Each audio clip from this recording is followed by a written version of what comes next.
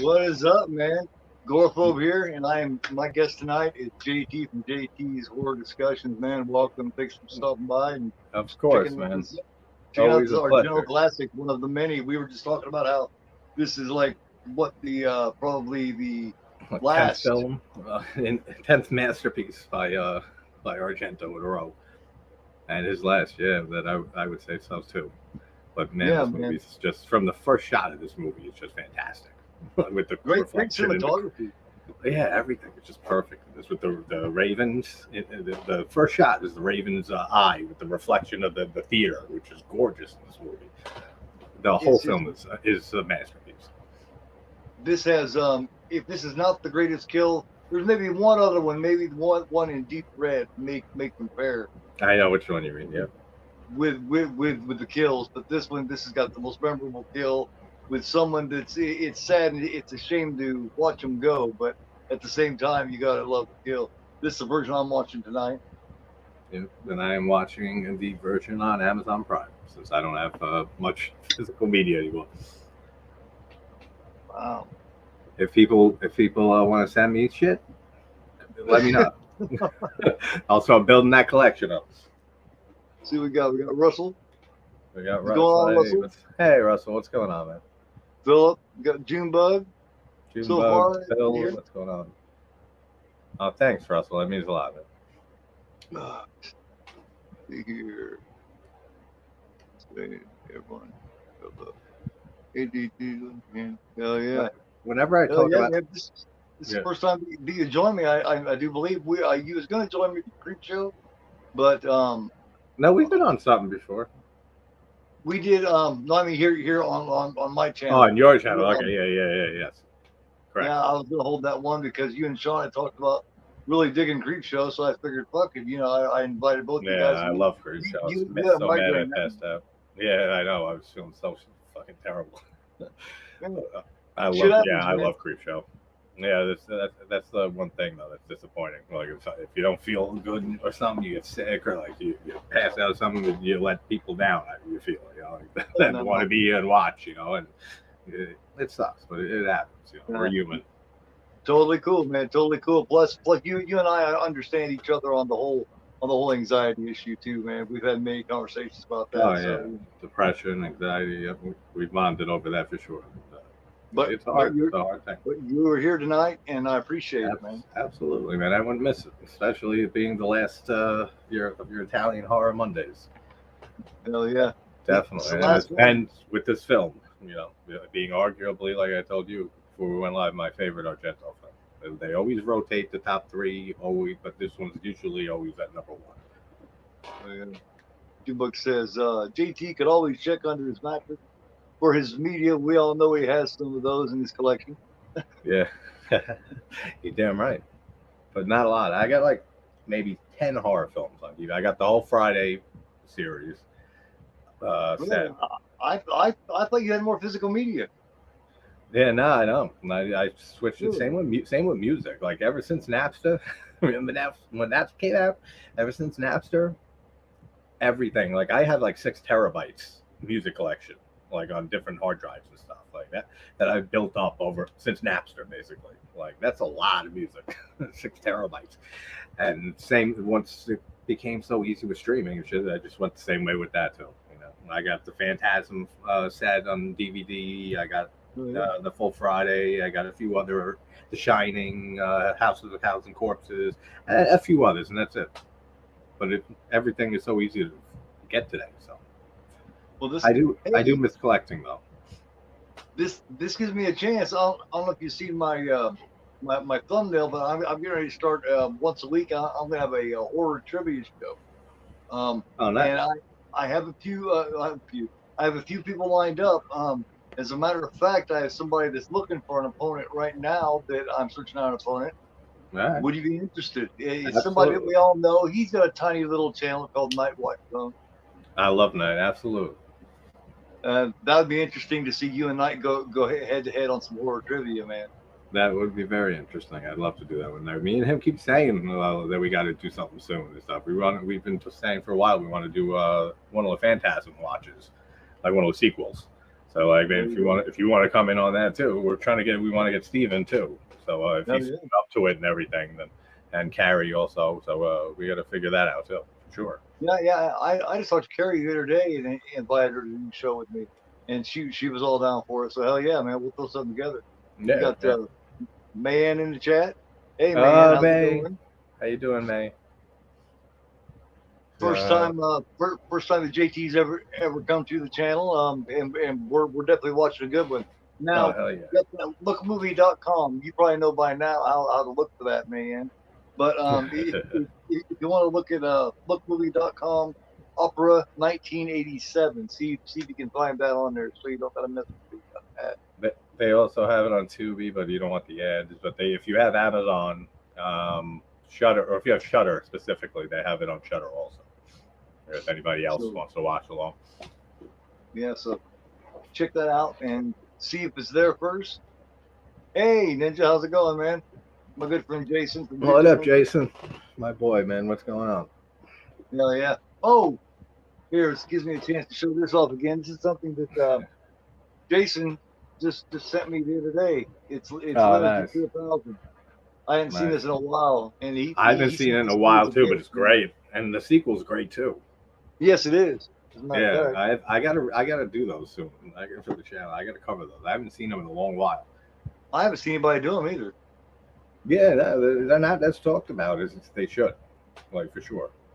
Definitely, they're a little lesser known in the more modern slasher genre.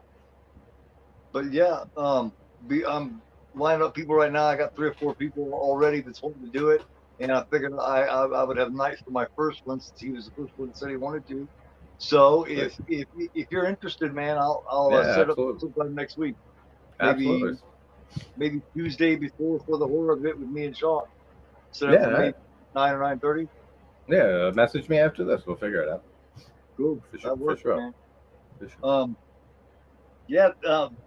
We talking about cinematography for this, man. It's a dude. I haven't really heard much about him. He does a great job. He's a dude named Ronnie Taylor. Yeah. But he didn't work on any other Argento, did he? Before this, I don't know if he did. I never really look into the cinematographers unless they're a famous one. I don't know if he did, because it's very different, this film, cinematography wise, from say, especially like Suspiria and Inferno, which is funny because a lot of people, like, even if they're not big into Italian horror, but they try to describe to someone who's not, like Argento, they always say like he's so like with the colors, and there's really only Suspiria and Inferno or only his really like real colorful films. Right. So I feel like that gets overblown a bit when he gets described to non-Argento fans or people who haven't seen Argento. Right. Like Suspiria, you can't deny. I mean, that's a visual marvel of a film. Yeah. And same with Inferno. It's just a much more lighter, calmer colors, the pinks and the blues and stuff. Before that, Deep Red and the Animal trilogy, they had a lot. He uses a lot of patterns. Yeah. This is another trademark of Argento. Repeating patterns on the carpet, on the wallpaper. This guy gets so lucky with every set, with every location he chooses, that just everything looks gorgeous. He had such an amazing eye for that. And the same with this movie. The theater alone is absolutely breathtaking. What's your favorite of the animal? Cat o' Nine Tails. Mine too. I love that relationship between Carl Malden and the little girl. Yeah, with Cookie and the girl, and I love it too. And I love the character of Cookie, the blind dude. That's awesome. And the score by Ennio Morricone is fantastic, with the acoustic guitar, then the flute on top of it. That's so underrated. You know what I mean? Yeah, one of the greatest composers of all time. Like, that guy's done 500 plus films. So in his career, like, that's unreal. Absolutely, man. Rob,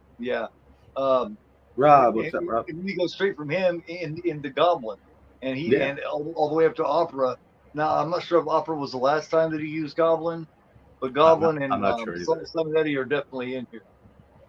Yeah, I think it was a very interesting choice when he did Inferno to not have Goblin, to choose Keith Emerson, which I've said I'm a huge progressive rock fan. Yes, the ELP, Jethro Tull, Rush, all of them. And so I love Emerson before I saw that movie. So like when I heard that he did the score for Inferno, I adored the score of that movie.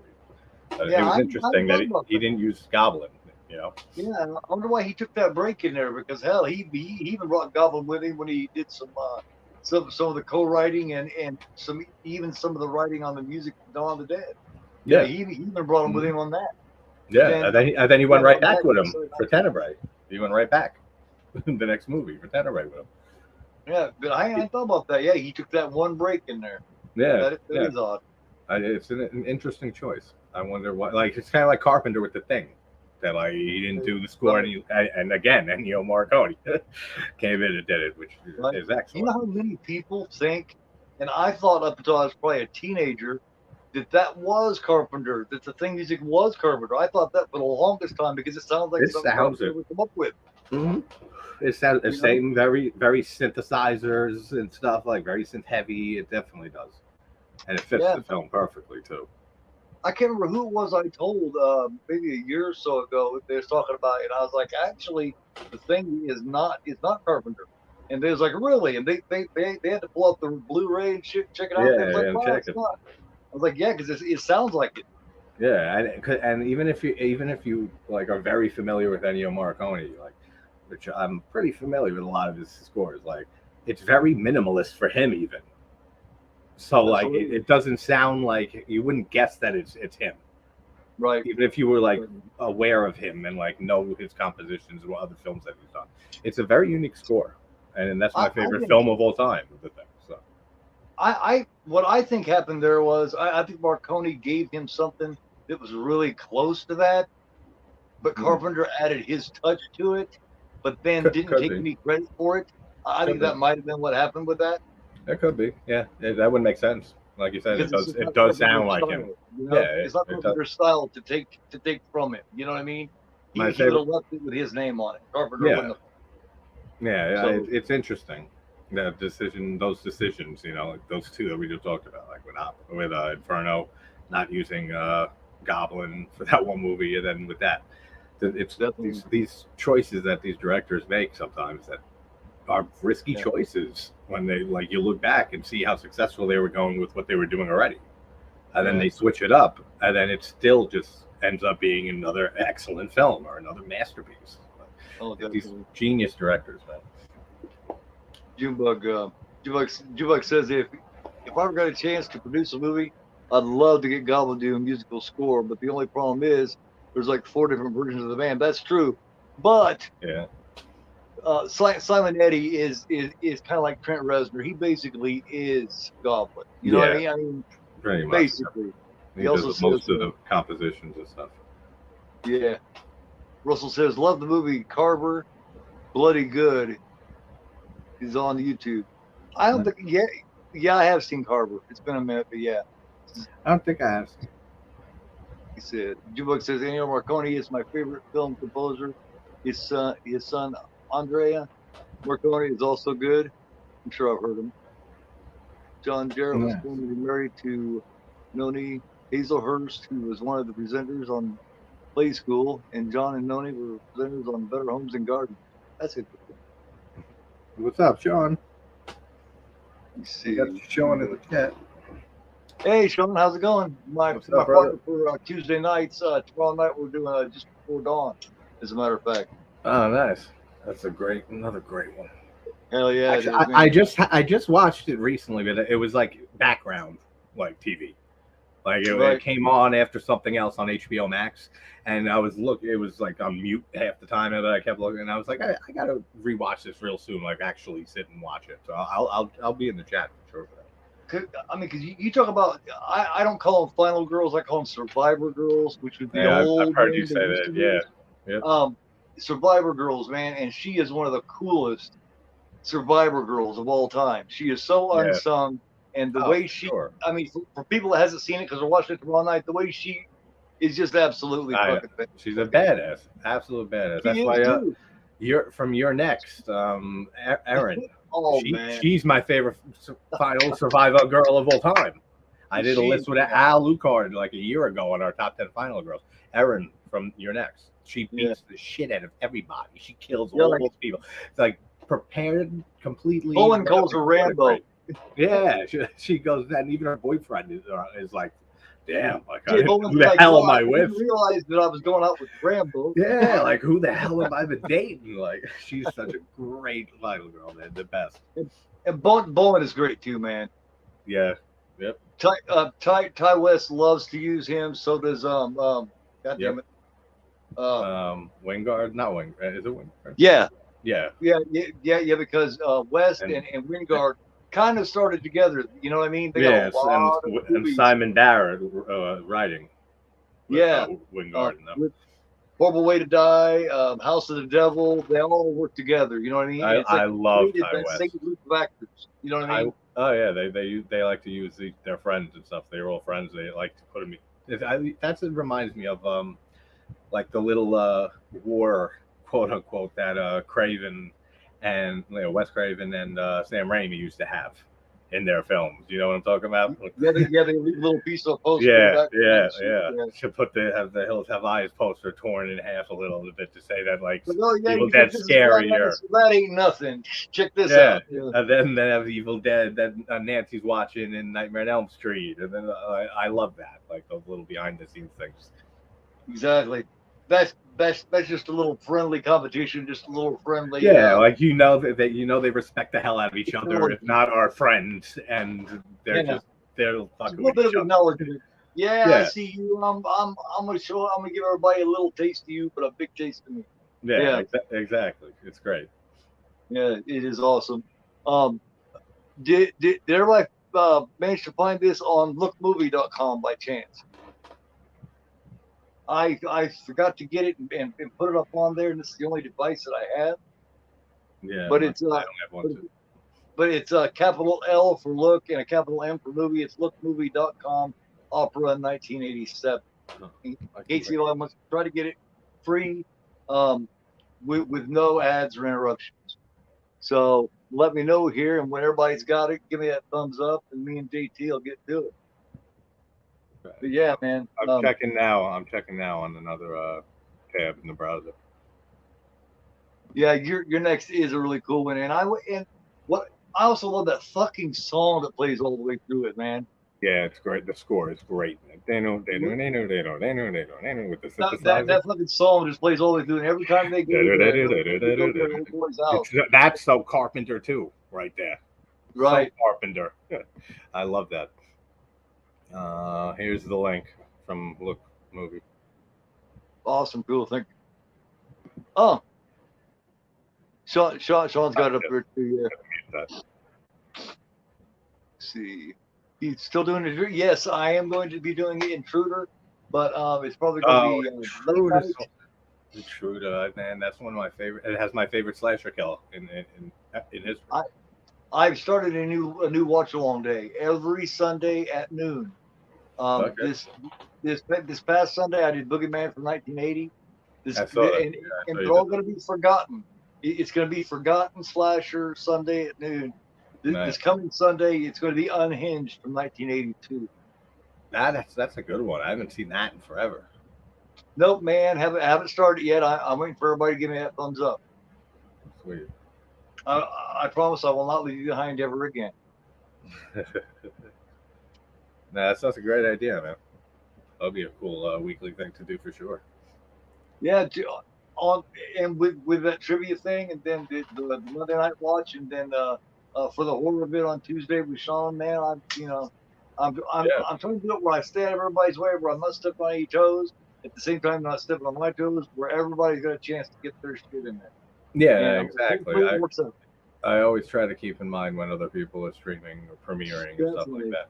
It's just so hard too, because then the more that you do this and the more people you know, it's just impossible at certain points. You know what I mean? So it's like certain people though, like that you're good friends and you're inside like crew and stuff. You try to work around them as much as possible and hope for the best. You know that it doesn't. Well, the trivia thing don't matter. The trivia thing, it doesn't matter. I can do it at the same time with everybody in that. But like this, where I talk, where I get personal, I live off of the live chat, and you know what I mean.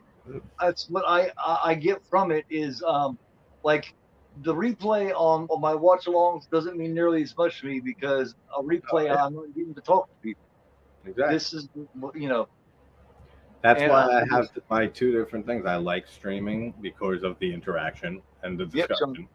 And yeah, I love my just doing my long deep dive videos because it's kind of like purging my million thoughts per minute brain of thoughts me out. too, man. You know 10, what I 10, mean? 10 So thoughts all at it's like once, a man. video log almost. It's just me watching a movie and shit and then just commenting on it and just getting all these thoughts out. and Exactly. and that's it. So like that's healthy and good for me. And then the discussion and live interaction is the other half of it. That's fantastic too. Yeah. So they go together well. But yeah, Russell, what he just said with the intruder, he gets it. I will be squeezing it in, I promise. The intruder will be soon I because love I want to check that out. my favorite kill in a slasher film, The Bandsaw. Oh, so you enjoyed Boogeyman, man? Cool. Yeah, I think Boogeyman is unsight. That's a supernatural slasher. You know what I mean? Yeah, I haven't seen It's Boogeyman odd. forever. That it's different though. Yeah, it's not your traditional slasher at all. Well, I got inspired because I seen this German media book. It's limited to 444. I got number 202, but when I got this for like $22, brand Okay. new, and that's how I got inspired to do it on Sunday. I received it Saturday and said I got to watch this because I never see anybody do it. Nice. Shit, Um, I gotta do. I got a special video coming out at 6 a.m. because it's ooh, something to do with the date and the time. So okay. it's a horror Sean, classic.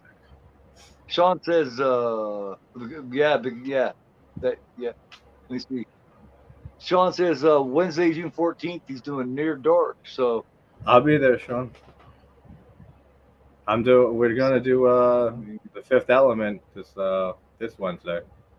Keith, oh, if you want to do that. I don't know, Sean. I enjoy Boogeyman from 1980. Man seemed to have fun with it. I don't Yeah, think it's a hard watch.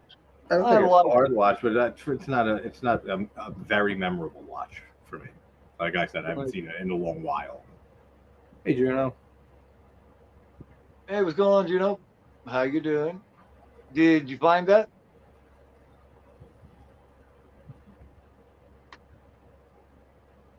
We've got a really interesting. Even the first kill in this movie is fantastic. Oh yeah. So good. You see, this, this, this is great little music here. Hopefully, they don't flag me for it. Yeah. They shouldn't. Actually, I've never been flagged. Nah, dude, I've been putting mad clips and audio clips from and stuff in my videos lately and stuff. And the most is just a copyright claim, which is nothing. They allow you to use it on YouTube. As long as they aren't any longer than about 3 to 5 seconds per clip. Yeah, pretty much. Or if it's just things that, or if it's just things that aren't that they let used on. Basically, I go by like if I use like a clip from a comedy show or something to make a joke or some shit. If that scene and shit is like there's 5 videos of it on YouTube already, fair game. Like, it's like, why the hell could these 5 people, they're allowed to use it and upload it and they don't get in trouble? You know what I mean? Like that you can apologize later. Like if they come at you can be like, listen, I've seen it on YouTube and stuff. People and you go talk your way out of it like that. It's better to not ask permission and apologize later instead.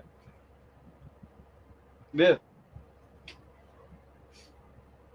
Did everybody find it? That's planning on watching it, or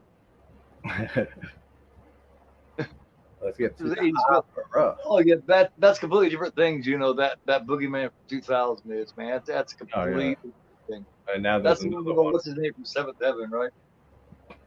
Yeah. I think you're right. This is completely different thing. This is 1980, and it's right when that boom, the slasher boom, was starting to get steam, man. Yeah. And what it is, it's supernatural. You can't see him. He like come through the mirror. It's like if you break the mirror, somehow he's free. Usually, it's if you break the mirror, he's gone. But in this Boogeyman, if you break the mirror, he's in the little pieces of it, and he comes out. It's crazy. That's right. I remember that. I should rewatch that actually. That's not bad, Sean. That's not that. That's not a hard watch, if I recall correctly. I haven't seen that in forever though, but I Yeah, remember that. I haven't I seen it in a remember it minute. being fun. I remember it being pretty fun. But let me see. Let's see here. Okay, wait. I have a place in my heart for. Oh, Near Dark. I haven't seen Near Dark in years, man. Bill Paxton's fantastic in it. And then you also got the youngest Miller kid in it. Jason Miller's Yeah, youngest son is in it. yeah. Uh, which he was also in fuck God damn it. I'm pretty sure Near Dark is my friend Mike, the Real Fit Beatles' favorite vampire. He was in River's Edge with Keanu Reeves also. Okay, yeah, Keanu Reeves' little brother, which is a kick-ass movie too that nobody ever talks about.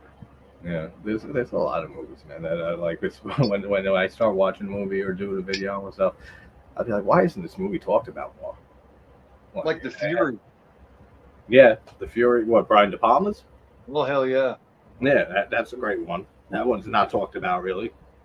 There's a whole bunch of them that it's like, even like Lipstick. yeah, even like classics like like Demons and Demons 2, like outside of Italian horror fan stuff, you don't hear those movies talked about really. Like it's a shame too. Like those movies, like especially a lot of foreign horror that deserves to be seen. And that's one thing I do. A lot of people hate on Netflix. One thing that they have done a great job with is distributing foreign horror. Yes. Indonesian films and stuff. Rocky Soroya's movies that I've done watch parties of, the doll and everything. His doll series, his other films, and a lot of Indonesian horror that they've been putting out, and Asian horror. They're great with that. Like they really are good with getting foreign horror out there to an American audience. About 12, 13 years ago, that's how I first seen Don't Torture a Duckling. Is it was on Netflix. Yeah. And I seen it was Fulci, and I was like, well, shit. And I seen it. Damn, it's an old one, 1972. Yeah, it's the first time I've ever seen it. Loved it.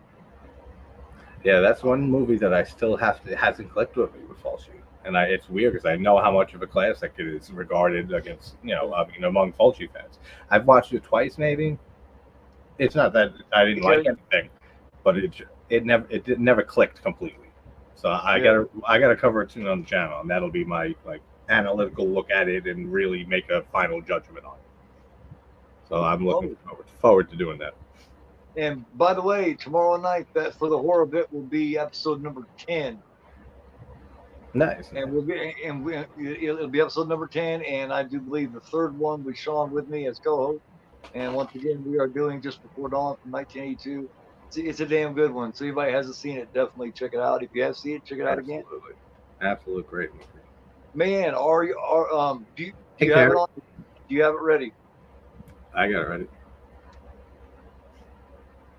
Making sure she does, because I left her out.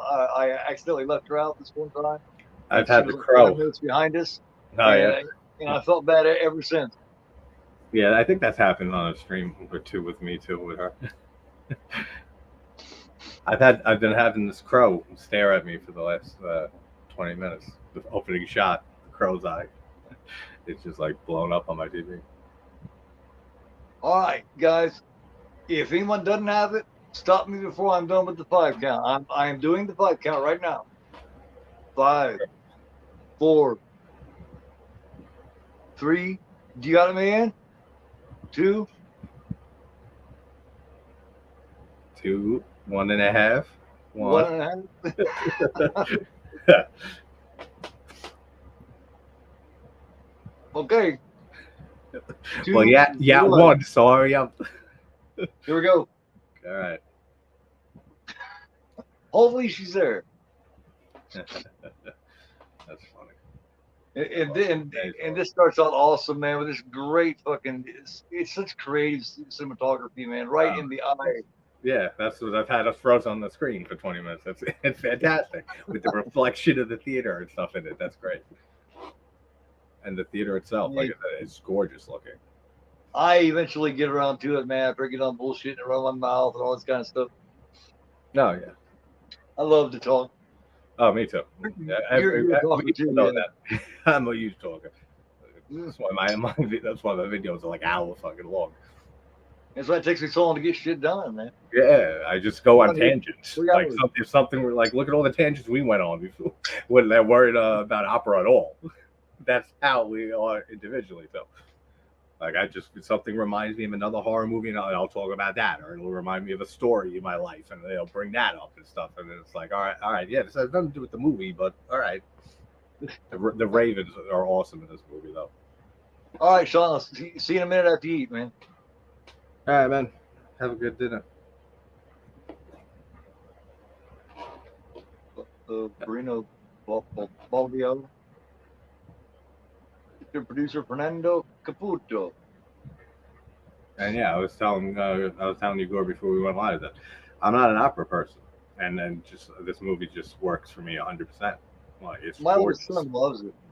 It's absolutely gorgeous. The music, the performance they put on in Macbeth, the outfit that she's wearing that gets cut up by the killer, all of that. The theater, I keep saying, like all of the cinematography in this movie, like all the editing, everything on a technical level of film. Just like I say with every Argento film from his debut until this film, it's just when I did Tenebrae, I had so many people. There must have been 3 or 4 people in there. Were you using it, chat? Yeah, near the end. I love that ending. That's one of my favorite endings. Yeah, they hadn't seen it yet, and they were all going, "Damn, this is a damn good film." I was like, "Hell yeah, dude!" Echo. That was his first Argento film. He was in there, right? Yeah. That blew me away, man. I was like, I didn't know that was. He never saw Argento either. Wow. I've known Echo for a minute now. I had no idea. I did not expect. I figured he'd probably at least seen either Suspiria, Deep Red, maybe like at least one of those. Phenomenon is still my favorite, man. For some reason, and I think it just basically boils down to it was the first one of his I ever seen. It's just, you know what I mean? It's that, what's the word I'm looking for? I don't know. Well, there's a big difference between favorite and best. Like, I always make that distinction. Yeah. Like I say, I think Suspiria and Deep Red are his best films, but they're not my favorite. But it's got the homey feeling to me. You know what I mean? I just feel comfortable. Suspiria gives me that movie is one of my comfort films. Suspiria, absolutely. Yeah. Like, I can put that film on whenever the score kicks in. I can put it on to fall asleep to. Like, I'm tired, all right, I'll throw on Suspiria. Like, it's one of those movies that I can just put on. The scores take you somewhere else, man. They take you literally somewhere else. Like, all you listen to them and you're somewhere else. Yep, they just transport you, like your soul, and just to another place. Like, that's why, as a musician, like, it's fantastic to be able to like make all those guitar covers. Yeah, like all the guitar covers I do of the horror themes and shit. It's so fun doing those and figuring them out. I was like, damn, I turned it on and I bumped my fiance and I was like, listen to that, he's playing fucking zombie. Yeah, that was fun to learn. Hell yeah, that's cool as hell. But yeah, that's how effective the scores are in movies and film in general. In these horror films, like especially. And we do have some reminiscent lighting of Suspiria Inferno era with the lamps in her apartment here.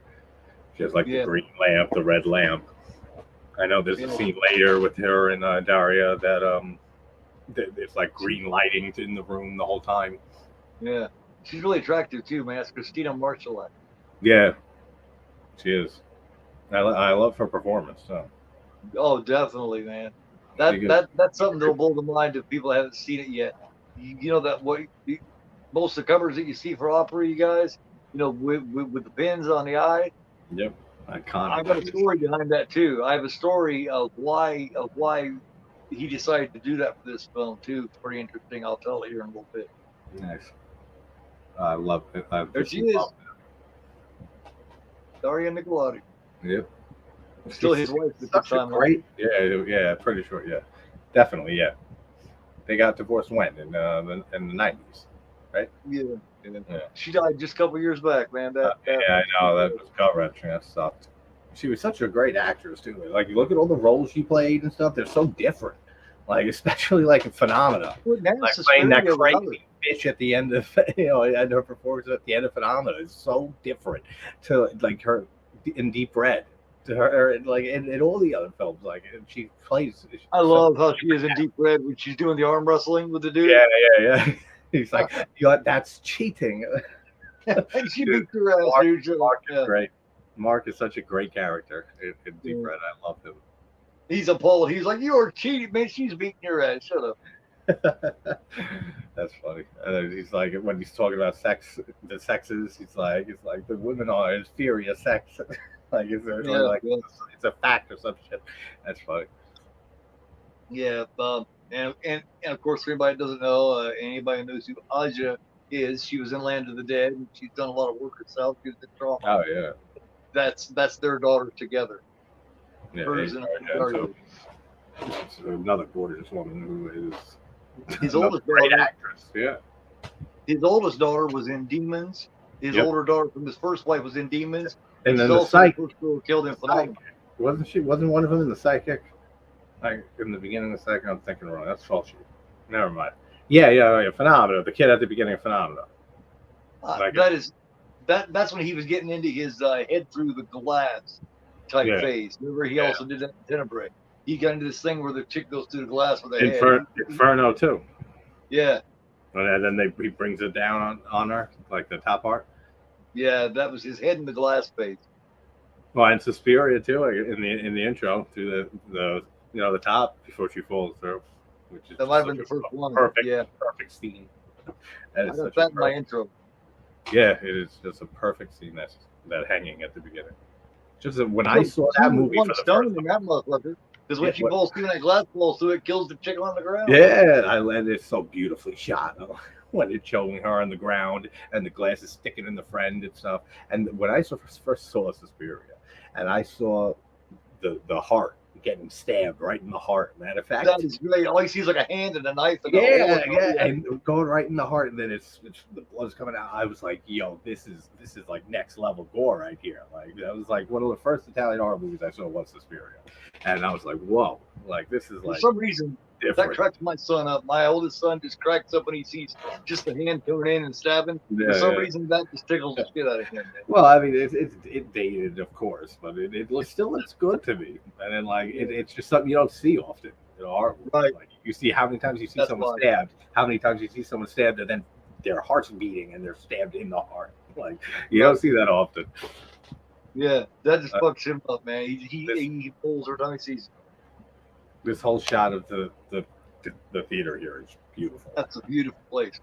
Oh yeah, that's unreal. Look at that chandelier on the top and all the detail. That's what I mean, like with the repeating patterns and stuff that Argento always used, like from even back at Berg with the Crystal Plumage, or the wallpaper, carpets, all with repeating trippy wallpaper. Yeah, same with the designs here in the theater. Russell says Land of the Dead was filmed in Toronto. There's a lot of them. Actually, there was a good chunk of Escape from New York that was done in Toronto. Yeah. And it was also done in was it St. Louis, Missouri, or something like that when it was closed down due to a fire or something. Really not sure. I just know that there was a time, I don't know if it still is today, it might be, that in Canada they get money for making movies there. So it's a lot. They make a lot of decisions to make movies there in Canada. That's why the people that do shoot in New York, like what they did with Maniac, is they just set up, shoot it real fast, and get out of there. No permit, nothing, because that was just guerrilla filmmaking at its finest, like in Maniac. Get in there and just break into that location, film it real quick. There's no cops and shit. All right, good. Like Tom Savini had one of the people be in a getaway car when he did the shotgun scene. So he could throw the shotgun in the trunk, and then the guy would drive off with it. So that way, because they just fired a live round on the streets of New York.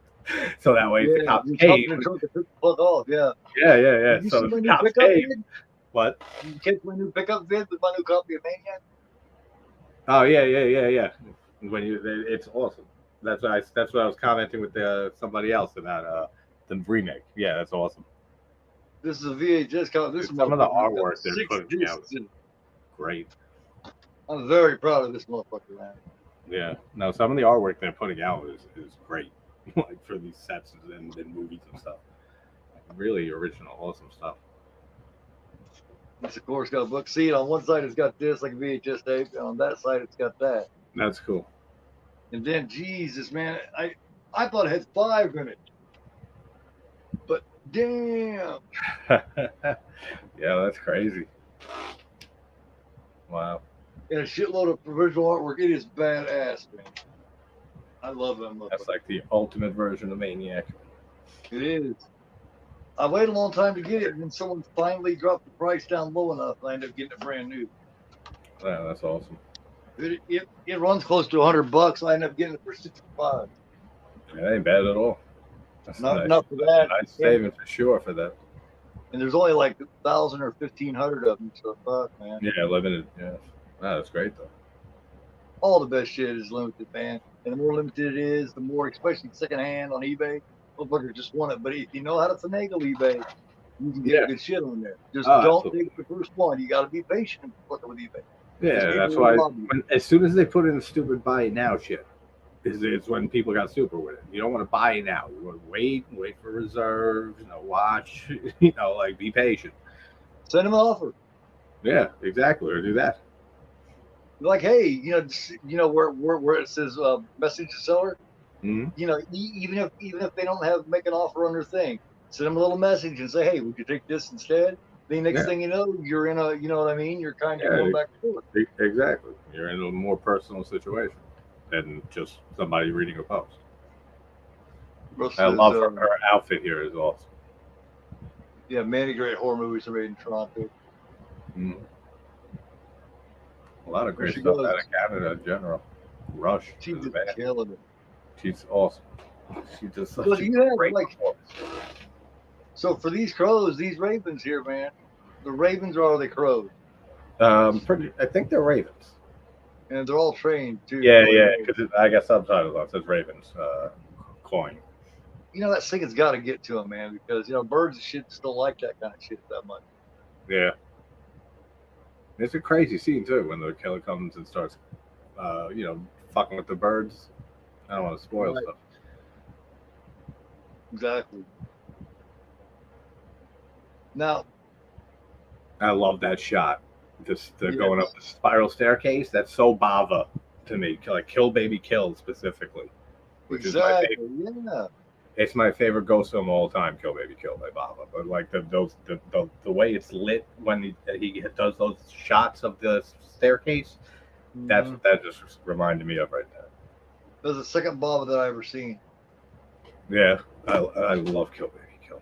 Kill Baby Kill, Lisa and the Devil, and Black Sunday, and Bay of Blood. Like, there's no bad Bava film. There's no bad Bava film. Like, he's one that's just never had a decline or anything. Shock gets a little bit of shit, and I don't understand why. I like Shock a lot. Pigs. I got nothing wrong with it. Pig. Yeah. And that was his last one. And thankfully, we had Lombardo. That was helping him forever. Hey, movie chat and more part 2. What's going on?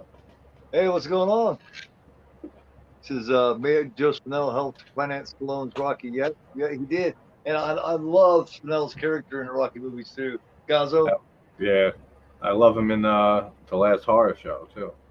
Godfather Part 2. Yep. The Undertaker.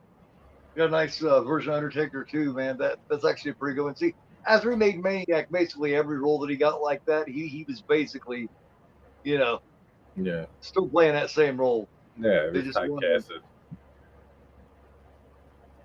And that's pretty unfortunate, man, because he was capable. He showed it. Oh, dude, he was so capable. The performance alone, just of him as Frank in Maniac, like. If someone came to me and said that, like, no, that's exactly how he was. He was a psycho. I would believe it. You know what I mean? Like that's how good his performance is in that movie. Like, if someone said, he was a murderer, actually, we never told anybody. I'd be like, that makes perfect sense because that was unreal a performance by him.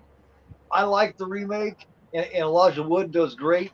But what I love about the remake is his Frank Zito is completely different than Spinell's.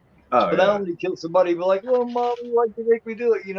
But Elijah Wood is more mentally ill. A little quiet, a little more creepy. He's more mentally ill I said it, I'd covered both of those movies early on in my channel, and I think I think it's a work of art. The remake, I think it's one of the greatest remakes of all time.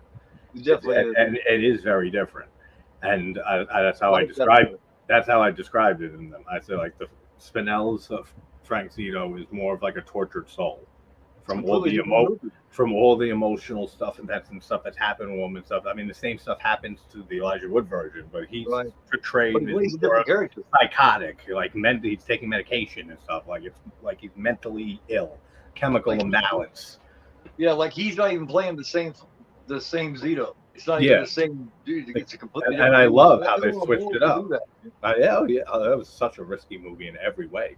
I mean, just the first person cam. But that's what like people 99%. Yeah, something like totally different is what I want to see. Like I don't want to see the same exact shit. Like look at the Psycho remake. How many people have watched that movie twice?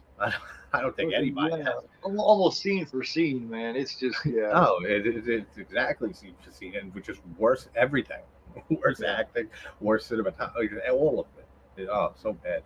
I don't know who thought that was a great idea. Psycho 2, on the other hand, is one of the greatest sequels of all time to me. And that's too bad too, because Vince Vaughn and Anne Hesh, it's not like they do a bad job. No, yeah, they don't. And I like Vince Vaughn. They didn't have anything to play with. They were told, "Hey, we're gonna remake this. We're gonna do it." Yeah, just like watch that go over and over again, and then just do it exactly like that. Yeah, just do exactly what they do in that movie. Like you're right. They didn't have anything to work with. Yeah, well, I mean, and they had impossible shoes to fill, man. No, do it just like this. I can't do it just like that. Yeah, no one's looking at Vince Vaughn and like they look at Anthony Perkins, like Norman Bates. Yeah, it just couldn't be done, man. Not Julia Stiles. What's her name? The redhead, Julianne Moore. She's all right in that remake. That's like the one thing positive I can say. She does all right. I like her, Julianne Moore. She did a. She was in Tales from the Dark Side, like the movie, like a very young role for her. That was an earlier role, yeah. She of course she also played Clarice in Hannibal. She was on Margaret White. She even took on that role, and you talk about an impossible role. Oh, Piper Laurie killed that shit. Oh yeah, Piper Laurie is phenomenal. Piper Laurie's fucking great. Everything she does. That trauma. Obviously, Carrie, Twin Peaks. I'm a huge David Lynch fan and Twin Peaks fan. She kills it in Twin Peaks too. Everything, Piper Laurie. Here, we give a timestamp. Timestamp is 18 minutes 45 seconds. Yep. Almost like second for second. We have the cop here. This guy, he just stands out here looking creepy. He just kind of stood there. She's like, "Yeah," and he just kind of yeah. It's like, what? All these people just keep like pushing through them. Louis Jesse, you said, let me see, he was in the Lost World too. You know what? Don't talk shit about Lost World, Jurassic Park, because I know how terrible it is, but I have a soft spot for nostalgia for that movie, like 100%. That's what I was for, nostalgia for Phenomenon. That's exactly. Yeah, like even for movies that you know are bad and stuff, but like you just love them anyway because you grew up with them, or like just certain things like that.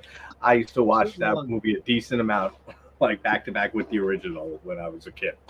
When they I like that with Humongous. I like that with Humongous also, man. I like Humongous. Humongous and it's so underrated, man. It is. There's a lot of them. Like Absurd too is another one. That's Joe D'Amato, and that isn't talked about much. And what the hell was the one right before that by him? Or whatever. It's like a long ass name.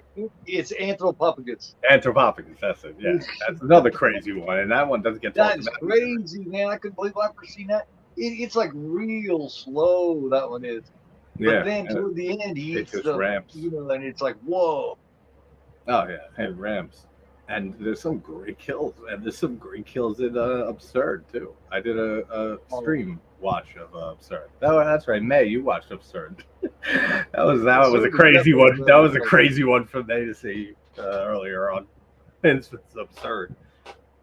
And yeah, also slow as fuck. Next thing you know, he's munching on a fucking berry. It's like, what the fuck? There's also a bandsaw kill in that movie, just like in Shooter. Yeah. Similar. Is Moore was in the body, but I'll tell you one that Julianne Moore is in, man, that I absolutely adore, and that's Boogie Nights. Yeah. Oh yeah. I love Boogie Nights. Look, it's fantastic. Dirk Diggler, fantastic. Oh yeah. That's just absolute classic. I love her. I love her. I just love her facial expressions in this movie. She's a very expressive actress. Yeah. And she's just like, Doug, what the fuck? Tell him more about this. Welcome back, Carrie. And yeah, that's right, Ninja. We all have our guilty pleasure terrible films. I got a lot of them. You ain't missed nothing but us bullshit, man. She's got to fix this. She's got to fix this dress now.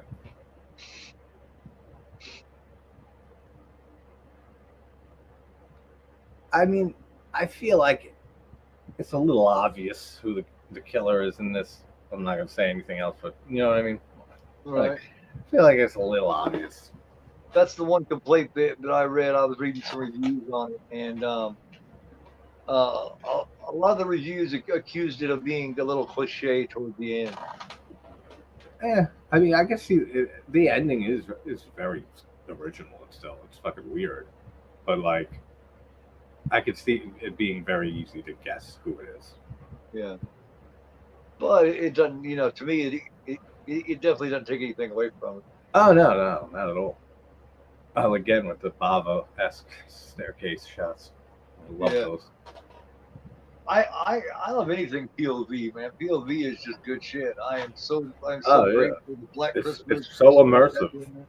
It makes it more immersive. Oh, definitely. You see what they see. Yeah. When it's done right, it's done right. Right. That's like Halloween is like one of the perfect examples of that. You got quite a pervert here. We have a nipple. We do have nipples. We have a pretty nipple alert. Nipple alert. We got badass knife too alert. Pretty body, yeah. It's a badass knife. I can't help it. I have to make the comment. Beautiful body. Oh, dude, I do that in every video. Every movie I watch, if there's tits that are nice or someone who's good looking, gotta mention it. I just have to. It's just observation. You get my unfiltered mind, stream of consciousness. Yeah, everybody knows what they're in for when they join me. Yeah, exactly. If I see something beautiful, I must talk about it. So that's quite pretty. I love this. I'm very grateful to Argento and the cinematography. Oh yeah, all the shots of her with the needles is just fantastic. Yeah, I need to get back into the horror side of it and get my head out of the gutter.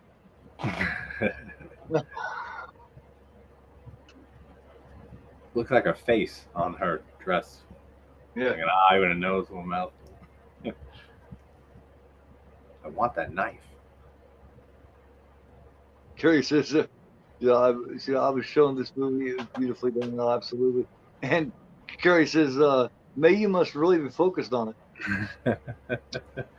And yes, Carrie, I was saying earlier that I made you watch this and that you loved this movie.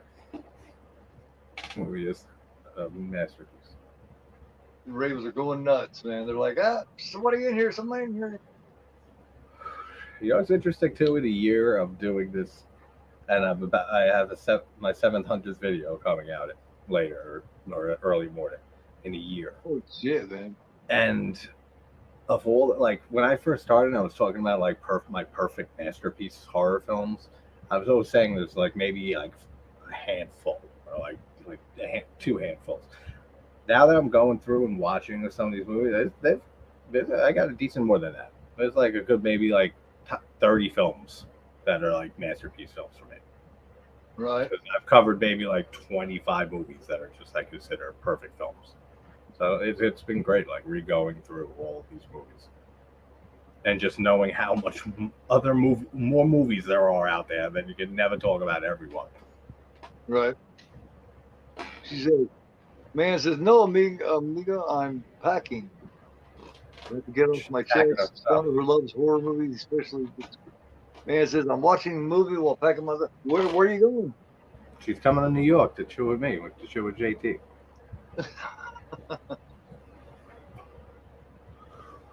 Must be moving, huh? Amazing. So, yes, you showed me this movie, one of the better ones you have. It's one of the better ones. Oh, that sucks with the Ravens getting killed and Where shit. you going, man? Mason, I'm getting the fuck out. Damn. He's like, well, here, that bird's like, let me go over here, man. That didn't work out too well for him. Yeah, I was just thinking something exactly like that. He just kind of stepped aside. He's like, yeah, I'll just go. He's like, no, I've seen enough. It's like, I'll be over there. Yeah. Yeah, that's funny. Yeah, it didn't work out too well for him, so fuck that. Not stupid. These dead birds are dumb. Yeah. These birds aren't. Damn. Motherfucker just angry with the bird. Yeah, I don't know why do this, like in the grand scope of things, you know what I mean? Like, why do this right now? You know, like knowing since we've seen this movie like multiple times. Why would he said, fuck you, man? He's just like pissed off. Is the only reason I can think of. That one bird said, fuck off, and went straight at his head. He's like, you ain't getting me in a fight. Yeah. He just got pissed. He was there to mess with the dress, and then he got attacked, and he's like, I'm killing these birds. Because he couldn't have planned to go there to kill the ravens, because that makes no sense. Like, why do that? Sean says, man's packing up all of her Funko Pops and hitting the road.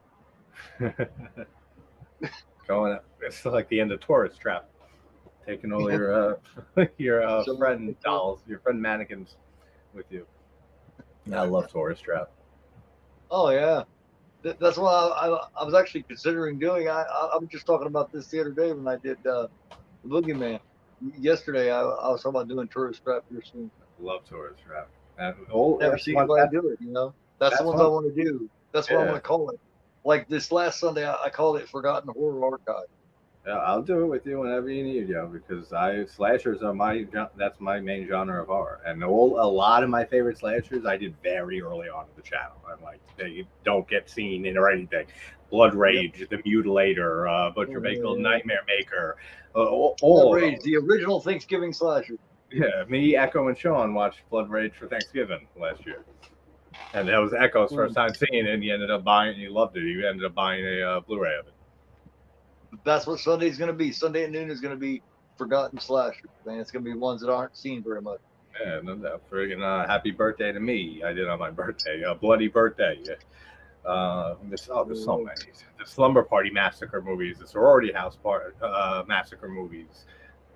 So many. Glow in the Dark, Pieces. Pieces was the third video I did on the channel. I love Pieces so much. If that's a movie that's just like, it's terrible, but it's still fantastic in every way. Happy Hell Night, Curtains, The Barn. Curtains, yep. We were saying before we went live, Stage Fright. Yeah. Do you remember Cornered? That sounds familiar. I remember the name. How about Laid to Rest? Laid to Rest is great. I did May watch that with me. That was another crazy movie that made her watch it. May and a few others who were in there. Check out this version of Laid to Rest I've got. That's awesome. I love the artwork. Mr. Bones. Showing that, but Mr. Bones. Mr. Bones has a mask of Chrome Skull. Yeah. He sent me a picture. I'll send it to you if I still have it. Mr. Bones is awesome. Bones, yeah. I know Bones. I had no idea you had a mask like that. Yeah. If I still have the picture he sent me, I'll send it to you. Awesome. It looks badass. I love this scene so much.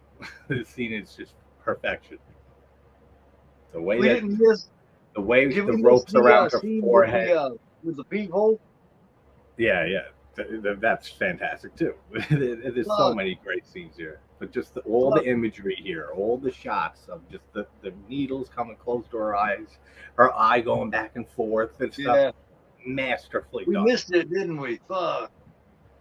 What? No, we didn't. That happens later, doesn't it? The peephole. No, yeah, that happens later. Yeah. Okay, yeah. Cool. This is the first time that she gets visited by the killer. The first abduction, yeah. Yeah. She's tripping too, man. That would suck because nobody likes anything in their eye. Man. Oh yeah, that's why Fulci loves doing that in every film that he did, because he knows people hate eye trauma shit, and we get some in this movie too, more than the needles. Right. Oh my god. No, this is fantastic. Yeah, I'll wait till after this scene, and then I'll tell you the whole point behind the needles in the eyes, what Argento said. Oh, okay, yeah. I love this.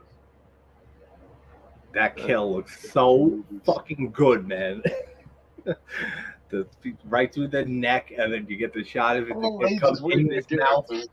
You can see it right through there. Yeah, that is fantastic. Scream 5 ripped this shit off, in my opinion. Scream 5 really? had a kill exactly like this almost, but it went just through the neck and stuff, not through the mouth. But that looks so fantastic. And then he's getting stabbed over and over and over again. His hands are a bloody mess. Can you imagine? Hell yeah.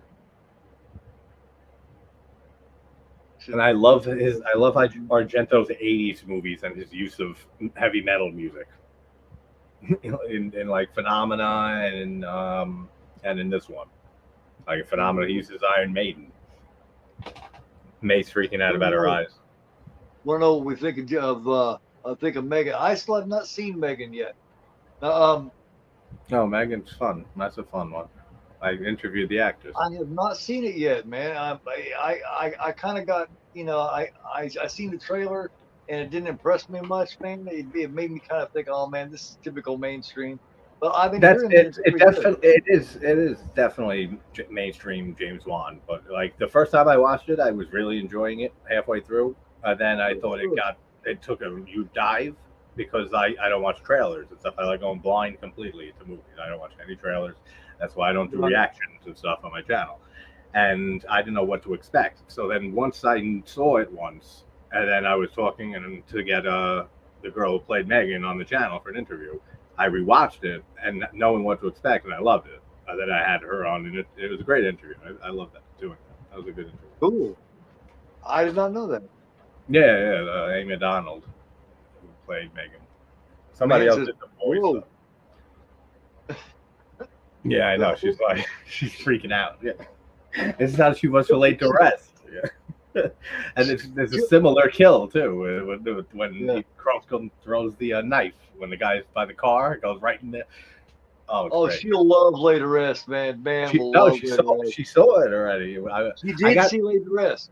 Yeah, with me on my channel at a watch party. I gotta start doing my weekly thing again because I don't think you knew me when I was doing them. Yeah, because every week I was doing like a mystery spoiler discussion live, like my videos and shit, but live. And I wouldn't say what the movie is until I go live and have people guess and shit. And May would be there every week. I haven't done one in a while. I got to start doing those again. But yeah, Laid to Rest was one of them. And she's like, "Yo, this movie's so fucking crazy." Oh, I love it. Oh, it's so funny. John says, "Oh, Corey, Carrie, go lay in a pit of needles." And Russell says, "Carrie, me too. I'm an ex-drug addict." Her eyes, oh my god. Oh, absolutely, man, absolutely. Yeah, the eyes are just fantastic. Man. Saw 2 is actually my favorite Saw. Saw 2 used to be my favorite Saw, actually, younger, like when it came out. Yeah. I can't wait for Saw 10. I love the first 7 Saw movies. Oh, hell yeah, man. I love how that series follows itself better than any other series I think that's ever been made. Yo, everyone in chat, how many times have I said this to you guys? It follows like it's one big movie, man. Yeah, it's the first 7 movies, especially Jigsaw being Yes. different and Spiral being whatever. But I said the I'm still looking attention, forward to Amanda the coming back, attention to man. detail and the Yeah, continuity is flawless almost in the Saw movies. It's like almost like they it wrote is. them all ahead of time, but they didn't. They wrote them year after year. I don't get the Fantastic. hate for them, man. I don't get the hate I for them don't. I because to don't either. me they're all good. I All like seven. it for the story. I don't even like. I don't look it for the traps. Like it's not like I am a gore hound. I love gore more. The more gore the better. But that's not why I Right. watch Saw. I watch it for the fucking horror soap opera Oh story yeah, that man. it is. So That good. follows better than any I've ever seen as far as the series goes, man. Yeah. I hope you're kidding because it was not me wailing around in needles. Oh man, that is a nasty scene, man. When Amanda gets thrown in that, I had no idea that she was going to end up being with him at the end. That completely surprised me. Yeah, yeah, that was a good twist too when that came out. I'm so glad I'll, she's coming back, man. I can't wait for Saw 10. What are I they don't know going to what do? I don't Because know. she's been I dead have for years. no idea what they're gonna do. That's why I don't know what to expect, and I'm not gonna watch anything about it. The trailer, nothing. Right. I just got to see.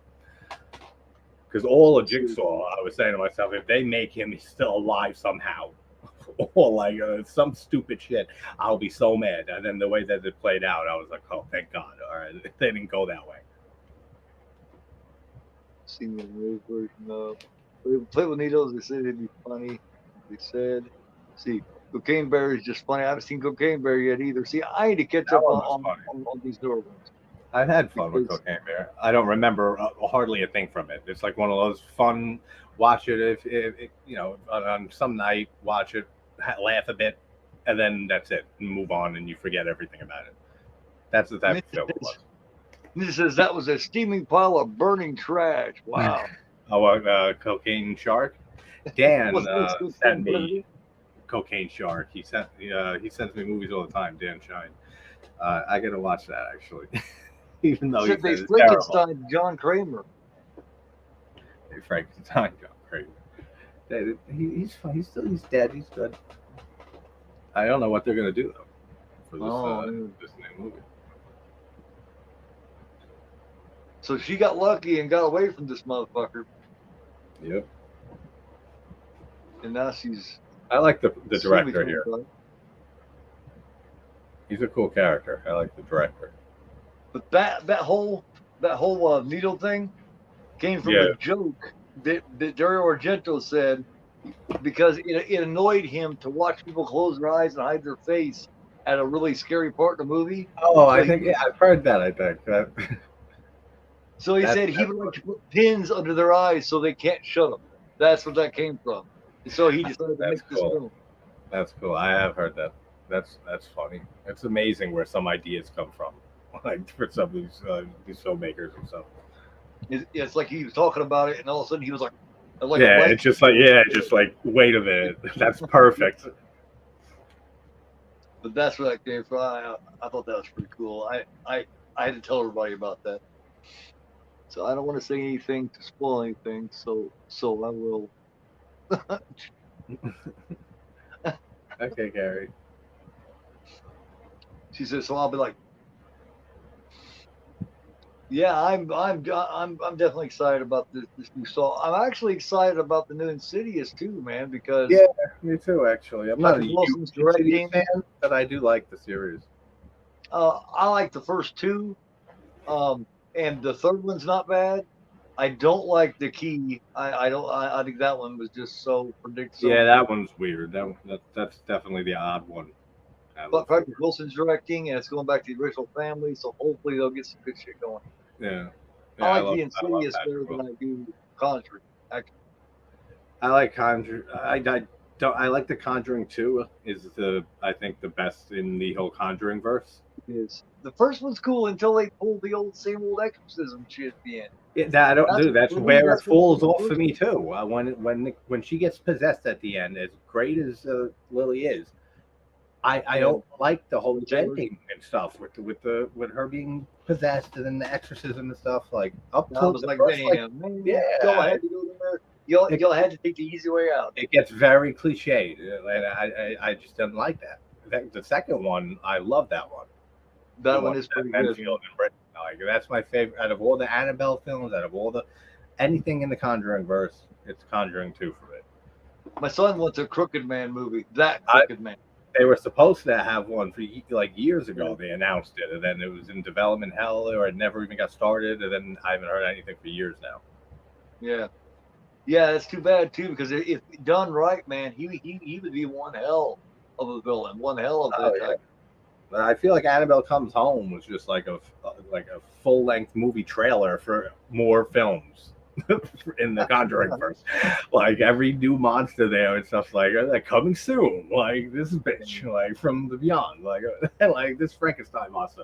Like and that's how it felt like. It was just a whole bunch of ads for like future films because they can do whatever they want. Man, I was so disappointed, man. I was expecting something really good with that first Annabelle, and then it's terrible. Was like, it's terrible. I don't like the first Annabelle. Annabelle Creation is my second favorite in the whole Conjuring verse. So it's Conjuring 2, Annabelle Creation, and then that's it basically. And the first Conjuring, and then that's basically it. The Nun is terrible. I can't believe we're getting the Nun 2. Absolutely. It's You talk about you talk about cliche. You get cliche with a capital C on that motherfucker, man. Oh, it's so bad. And the pacing is terrible. Nothing happens. It's so wasted. Like the whole character of the nun, which the fact that Marilyn Manson should have like said something like for likeness because he looks just like the woman. The nun looks just like Marilyn Manson, but she was scary as hell in The Conjuring 2, and then they do nothing. The whole looks like Manson. You seen the Warriors, right? You know the baseball Furies. That head guy. Jason looks like Marilyn fucking Manson. Yeah, he does too. Yep, I know what you mean. There's a few people that look like Manson, but like this one, the nun looks like him, like just with like a bunch of makeup on and shit. Right. Like right, he's getting ready to put his stilts on. Yeah. Yeah, like she was terrifying in The Conjuring 2, where the nun just sucked so bad, and now they're getting the second one, and I don't even know if I'm gonna bother watching it. How do you get a 2 to that? I was shocked. I was like, what? Nobody liked it. I mean, not very many people. Yeah, no. It doesn't do good at the box office, but it did good at the box office because people was expecting it to be good. Yeah, because it was a Conjuring verse film. Some people will just go watch it, though. You know what I mean? Some people will just go watch all of them anyway. So, some people like that kind of horror, and absolutely, and that's fine. Yeah, if that works for them, that's great. For the most part, I'm the same way. Like I hate constant jump scares. There's no tension being built. It's just reactionary. It's like if we were in person and I threw something at your face, you're gonna react. It's the same thing as a jump scare. It's just the violence stings while something happens. It's just a friend, and they don't get knocked the fuck out like immediately for scaring their friend. Like, and I hate all the jump scares in modern horror. Like just slow burn. Where it's hidden. I'm terrified of where it's heading, man, because it's heading to where writers and directors are going to be afraid to have build up because people don't have the patience for it. That's worrying me. Well, that's why it's great that we have such great stuff happening in independent horror lately. Right. That's where we have to go to this year. Terrifier 2 and just a whole bunch of movies I can't even think off the top of my head right now, but so much independent horror that's been coming out that's fantastic, and it's keeping that horror feel. It's not going with the same mainstream feel that we get with most movies. Yeah, Carrie says the nun scares me, but I didn't like the movie. Russell says there was a cracked man. Carrie says there's a guy who looks like Marilyn Manson in Jawbreaker. The only movies that scared me when I was a kid, the Halloween 78 and Salem's Lot. There is a part in Salem's Lot that is creepy. With the kid in the window. With the kid in the window. That and what's his name? Orville. What's his name? Orville from Everyone's Let It Loose, sitting in the rocking chair. Oh yeah. Oh, I gotta watch. That's a movie I gotta do soon, man. I haven't seen Salem's Lot in a long time. That's a great movie. That's a decent adaptation. That's a decent adaptation of the book. Because these 3 bookshelves right here, all Stephen King. Like from Carrie all the way to like his 90s work. I have every book of his. And I haven't read them all. Like I got maybe like 50 King books. I've read maybe 30 of them over the years, but the book Salem's Lot is fantastic, and the adaptation is not too bad of an adaptation. I think 1408 is the best adaptation besides Shawshank Redemption. Oh man, of a Stephen King film. Shawshank Stand by Me, man. Stand by Me Stand and The by Body. Me is up there. It's top 3. Hell Stand yeah. by Me, Shawshank is my number 1, and I think horror-wise, it's 1408. I love John Cusack in that. So do I. I love movies. Cusack can do anything, man. I love, yeah, he's phenomenal, and I love movies that, because like I've talked about it on the channel before. Nothing scares me really, like in movies. Right. I put myself in the person's shoes and stuff, and I could be like, this is so scary, like this would be terrifying and stuff, and that's how I try to watch all movies all the time, even on rewatches. That's how I approach it, man. Yeah, the character. I think about it as if it was me. Yeah, if this was happening to me right now, how the hell would I be reacting and stuff? Right. And like, I don't know, it's a good way of watching films. Like it makes it more immersive every time, especially like on rewatches. Curry says, "Please don't throw anything at my face." The jump scare reaction. See, I had a collection of Stephen King books because I had a customer way back who kept leaving Stephen King books for me. That's pretty cool. Cunningham. That you, Cunningham? Arnie Cunningham? Yeah, I don't see what it says. Does it say Arnie? Does it say Cunningham on it? I think it might. Yeah, that's where I was going. Buddy Repperton. I always thought Buddy Repperton and Christine looked like a muscular version of fucking Jim Morrison from The Doors. I can see that. I love The Doors, especially their first album. He looks like Jim Morrison, like if Jim Morrison was buffed out a bit. Yeah, I can see that. I can see the resemblance. Oh, that's what I was leading to before. Yeah, this shit gets you stoned. The thing when I was talking about with Stephen King with 1408, like the things that really scare me, like my biggest fears, is like losing touch with reality and losing your mind, and that film plays on that so well. Same with Grave Encounters is another film I love. Does that, man? Voices.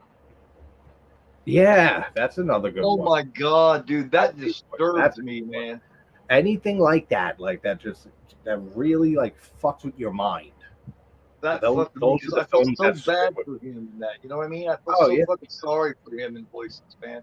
He does such a good job. Ryan Reynolds is so good anyway. But he doesn't realize how crazy he really is. Yeah, I mean, look at Jacob's Ladder, what a masterpiece that movie is. Look at The Mist. The Mist, Altered States. Altered States is another out there. Oh man, William Hurt. Yeah, that's a great movie too.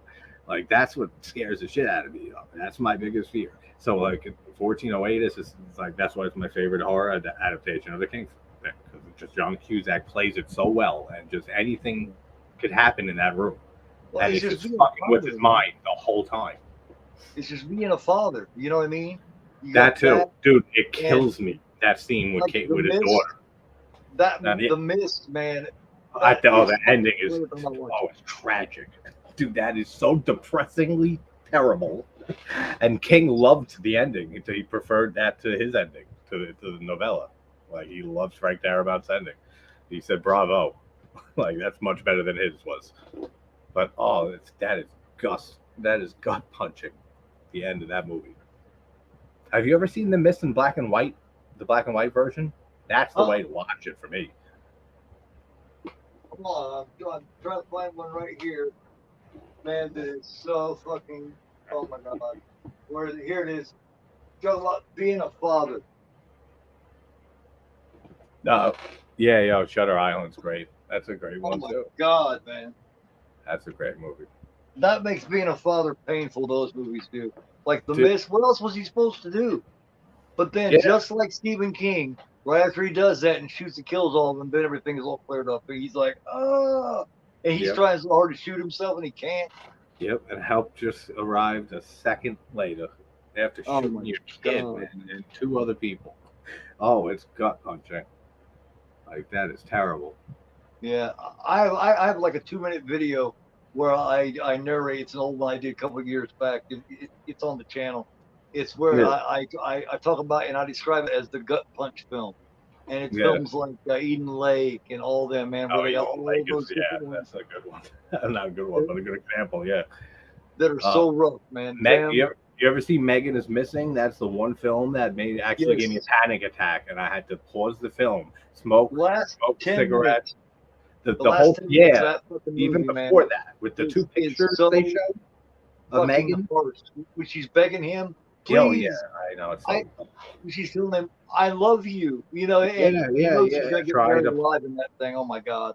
with her Megan's friend. Missing gets a lot of shit, man. Dude, I'll never watch it again. I saw it that one time. I had a panic attack. What the right what the scene when they showed the two pictures of her, Yes. that right there, because then my brain started going like, yo, this shit happens all the time. And like, I got a Yes. daughter, and she's young, but like, she's gonna get older. And then like, what is it gonna get? And then it just spiraled into a panic attack. I had to pause the movie. I had to go outside. I'd smoke a cigarette. I'd smoke. I'd come back in. I think I watched South Park an episode or something. And then I watched the rest of it, and then I never watched it again. It makes Never you afraid to will. let your kids outside, man. Yeah, it's terrifying, and it's not that great of a movie, like film wise. Anyway, technically, the technical aspects of it's not film great. It's not a good movie, but it is disturbing. It disturbed the shit out of me. Like, I'll say that. Yeah. Kerry says, John Cusack is underrated. Oh my God, what an actor. Hell yeah. Russell says, Oh, Evil he's Speak Ice phenomenal. Cream. Evil The Speak is Rape. great. Ice Cream Man's great with Clinton Howard, right? That's great. Bill Ben. Dr. Giggle, the dentist 2. Dr. Giggles, yeah. Screen Factory just did a Dr. Giggles, as a matter of fact. Anything Brian Yuzna. I've been wanting to talk Brian Yuzna on the channel forever now, as Society especially. Like, I love Society. Oh, hell yeah. What a fucking insane movie that is. This whole shunting thing at the end. Oh, that's a bummer, man. He said I was candid on my birthday, June 4th, so I was drinking and watching movies, great screens like this, man. Sorry to hear that, man. Oh man, I'm sorry to hear that too. That's terrible. But at least, hey, everything's temporary. Sometimes things seem down, and then something better comes along. So now, right now, live in the present. Don't forget. You're just hanging out with us. You're drinking. You're watching movies. Don't forget, when things seem the worst is when, it sounds cliche. When one door is closed, another one opens, and it will. It is true. It will. Trust me.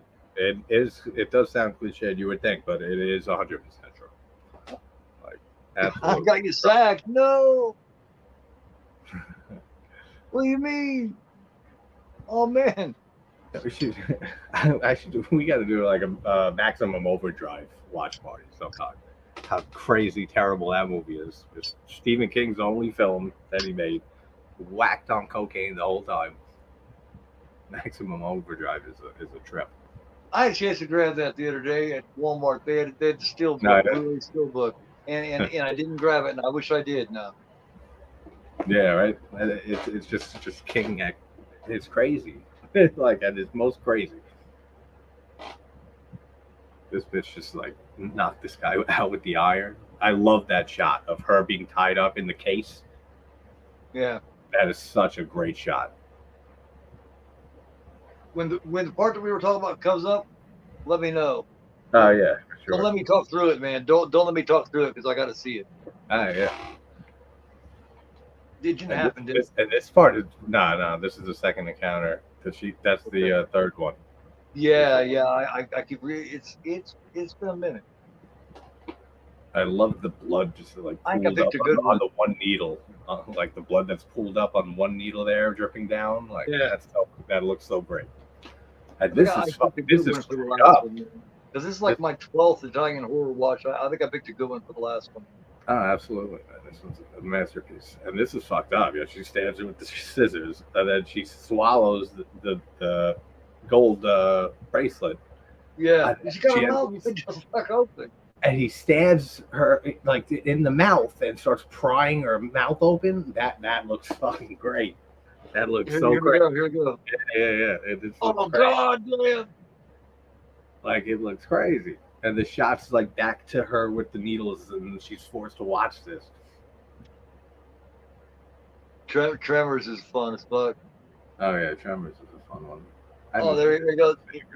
He's gonna get this motherfucker one way or the other. Yeah, yeah. Then when he does here, it's disturbing. He goes right in the neck. And she has to watch, man. That's Yeah, if not, she's cutting her whole eyelids off. another excuse. He looked for another excuse to expose a little bit more body. Dario always was got pervert, man. No, yeah, for sure. Absolutely. Like he's literally cutting up her fucking like neck, and they don't show it, but cutting it up to take it out of her throat. Like that's Yeah. fucking Oh, she's brutal. like, oh my god. That's brutal, man. Like that is some cold shit to do to somebody.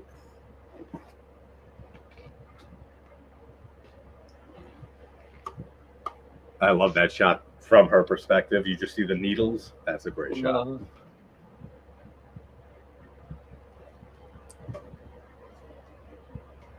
Panic time. Here we go. Got her in a glass case. That's so great. Like a prize, you know? Yeah. Ooh, yeah. Good old AC/DC. Who made who?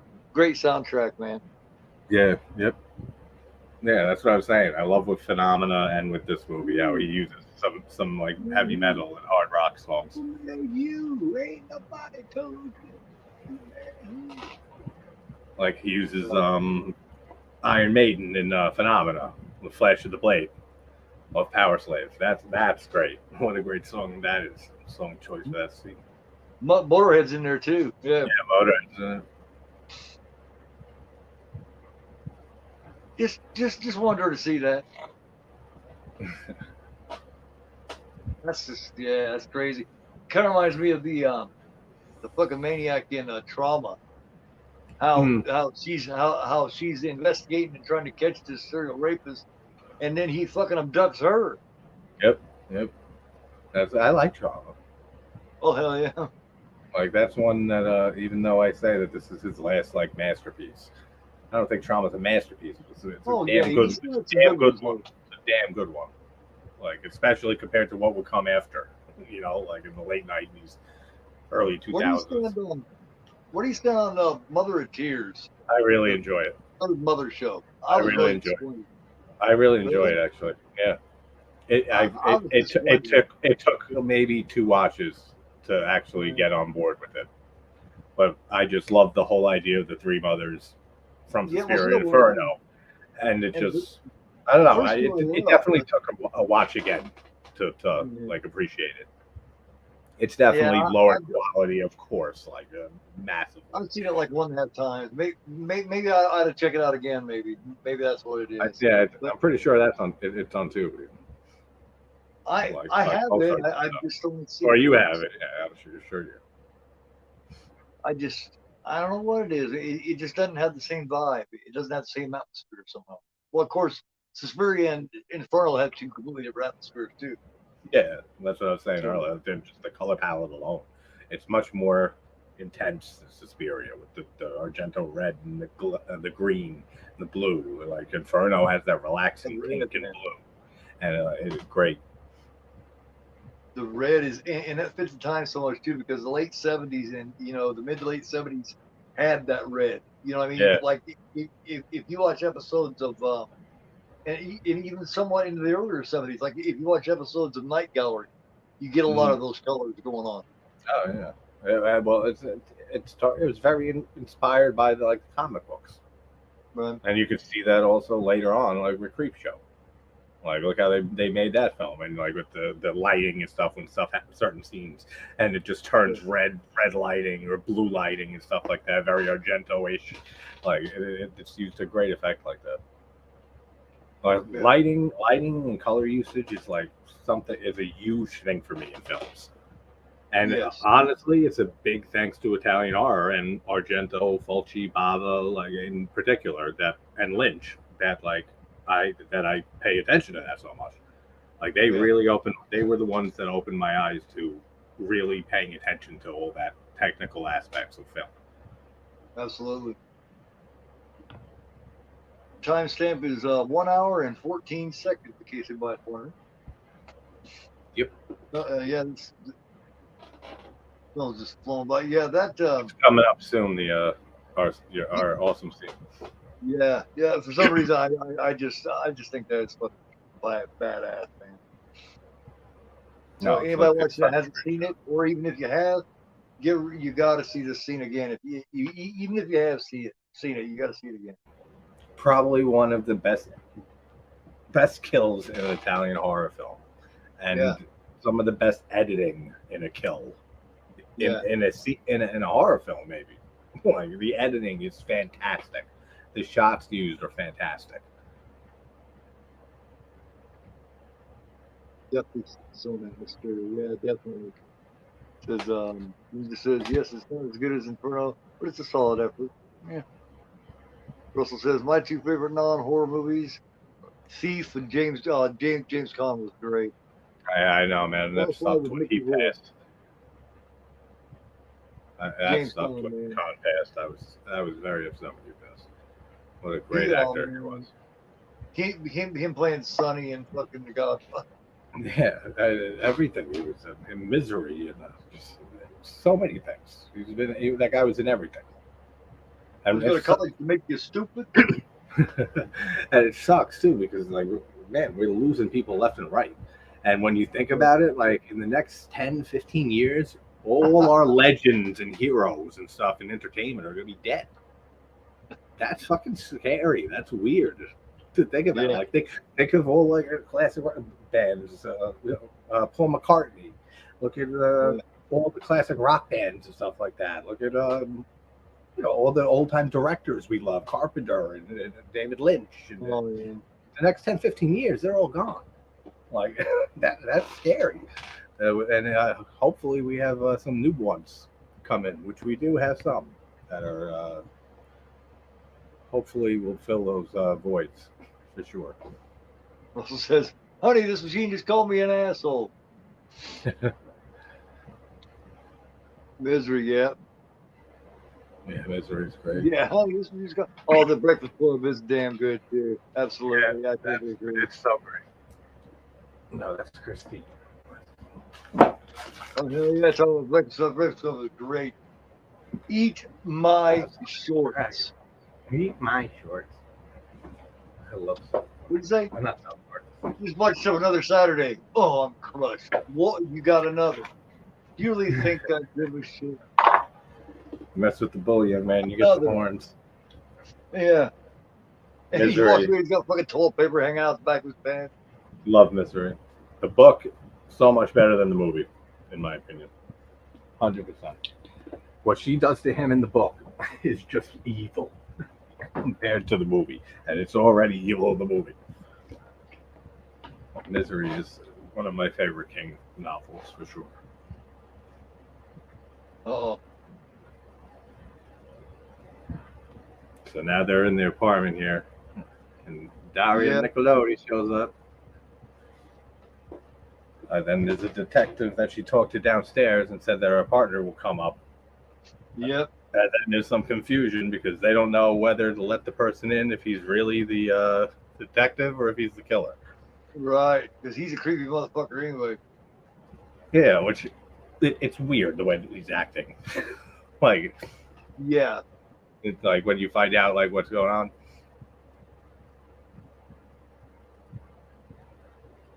She was so great, Dario. Sucks that she passed. Yeah. They were picking on her all over the place at Tenant Break, talking about she looked like a ghost. I was like, leave Dario alone, you guys. Yeah, I think she looks fine in Tenant Break. Yeah. He said she looked like a ghost. I was like, oh man. They were fucking real hard. She just looks, like I said earlier, she just played every character she played in the Argento films were just completely different characters. She was a fantastic actress. We would not. Well, she's a great writer too. We would not have. Oh yeah, Suspiria without her, 100%. Oh, he's gone. Got the cigarette burning. And a lot of Suspiria, the style to it, and the way that it's very like fairy tale-ish. That was Dario. Yeah, exactly. Yep, perfect. And that's another perfect example. That should be called John Carpenter and Deborah Hill's Halloween. Halloween. Yep. That's my opinion. Oh, That's for what it sure. should be called. Because without her, you wouldn't have the banner between the girls or any of that shit. No, yeah. Because Carpenter ain't writing all that dialogue. I'm just talking about what's fair is fair. To me, it should be called John Carpenter and Deborah Hill. Oh, I agree with that. Same with here, with Suspiria. Suspiria. Yep, exactly. Because I said she was big into fairy tales and folklore and stuff like that. So the whole how Suspiria has a very Alice in Wonderland type or Snow White type feel to it. That's old Dario. That one's different. That's old Dario. That's why it's so different from every other Argento film, even Inferno. Exactly. That's because of Dario's big part in it.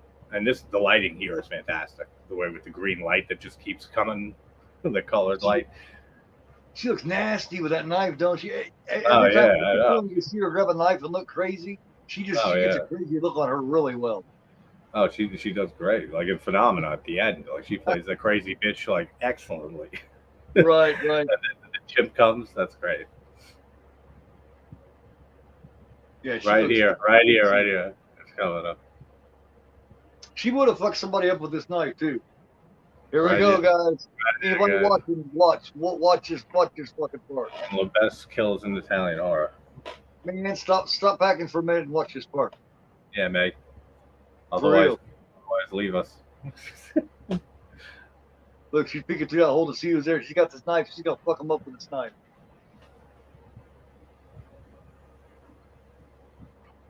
Opens the door, no one's there. And I love the tension. He just builds the tension up in this scene so much. Real slow. He keeps building and building and building until just what happens. Because now they see what the phone was moved or something. So now somebody was in here. Yeah. Or something like that. It's the climax. Yeah. Now the detective's outside saying that he's the detective, and she's looking through the peephole again. And here you go. Here we go. Here it is. Oh, I fucking love this. She expected this in a million years, man. Nope. He's holding up his ID with a flashlight to the peephole. She's looking through. She's telling him, go away. And says, look at my gun. Police issue. Yeah. All shot through a peephole. It looks fantastic. Uh-oh. He said, look, here's my gun. And that's awesome. I got about 5 seconds behind you. Oh, boom, here you go. Oh. That is so good. That is fantastic. The shot of the bullet going through the peephole and then going through her eye is fucking brilliant. She's just losing it now. Oh yeah, she's like, oh my god, it's her best friend. Oh, that's unbelievable work right there. Editing wise, just a shot, camera work, everything. And then the lighting, I love the color above her body. Something you got blues, you got yellows, you got orange, you got reds. Hell yeah, he did. He shot her right through the peephole, through the eye, went straight to the back of her head, man. Oh, I love it. And just the shot of the bullet traveling through it, the peephole, it just makes it so much better. Yeah. Like, what a creative shot. Yeah. Kerry says, yeah, he did, man. Definitely.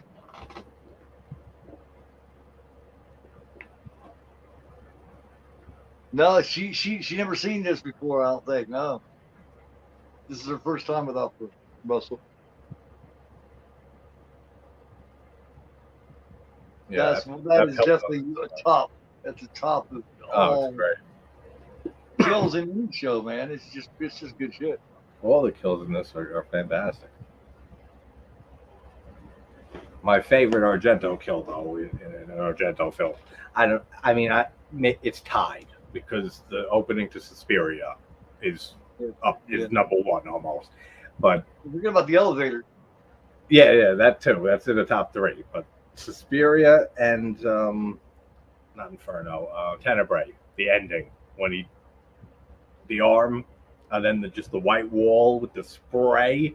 That is so gorgeously filmed. Like I always say, Argento and David Lynch, I think, are the two only directors who can make like death and violent scenes look both like disturbing and hauntingly beautiful at the same time.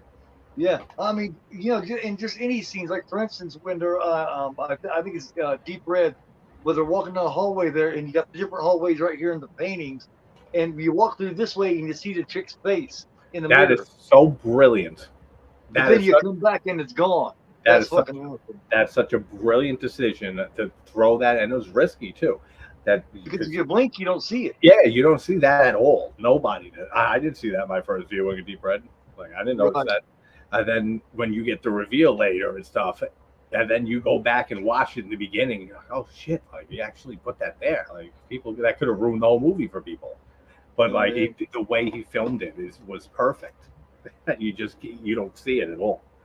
Like that's brilliant. Carrie says it perfectly. She says horror movie geeks love watching others react for the first time. It feels like Christmas for us seeing someone else's reaction. No idea.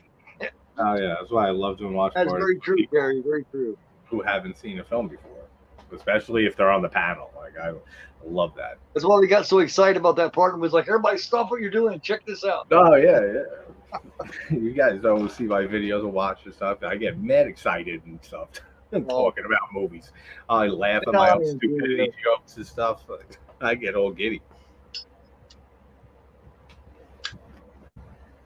Yeah. When I used to do my watches by myself a lot, before my chat started really moving a lot, a year or so back, I would basically what I did was film commentary.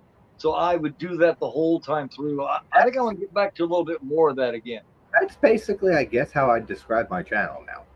Like, yeah, that's what I did for the longest time. You go back and watch my shit 3, 4, 5 months ago, and that's all my watches were. Shit like that, where I was discussing little things and from a review and all that kind of stuff. I kind of got away from that when I started reading the chat all the time and everything. It became more of a discussion. But I think I'm going to get pulled back into that again because I really enjoy doing it. Oh yeah, it's great. It's like it's cool because like I was saying actually in a recent video. So you've seen videos of my stuff that it's just like a stream of conscious commentary.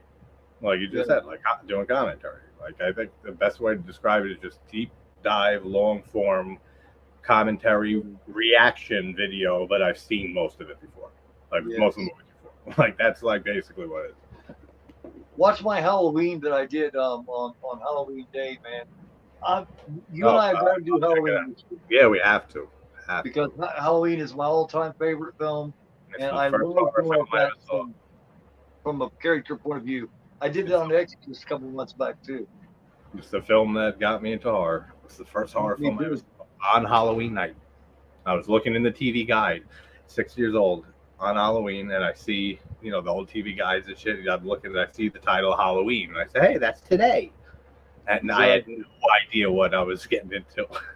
But just everything about Michael and the mask and the score and Tori and everything just hit me and resonated with me so deeply that I was just hooked immediately. And then I saw Friday the 13th, part 1 through 8, like in a marathon, like very shortly after. And then that was it. It was just like horror all the time, like ever since.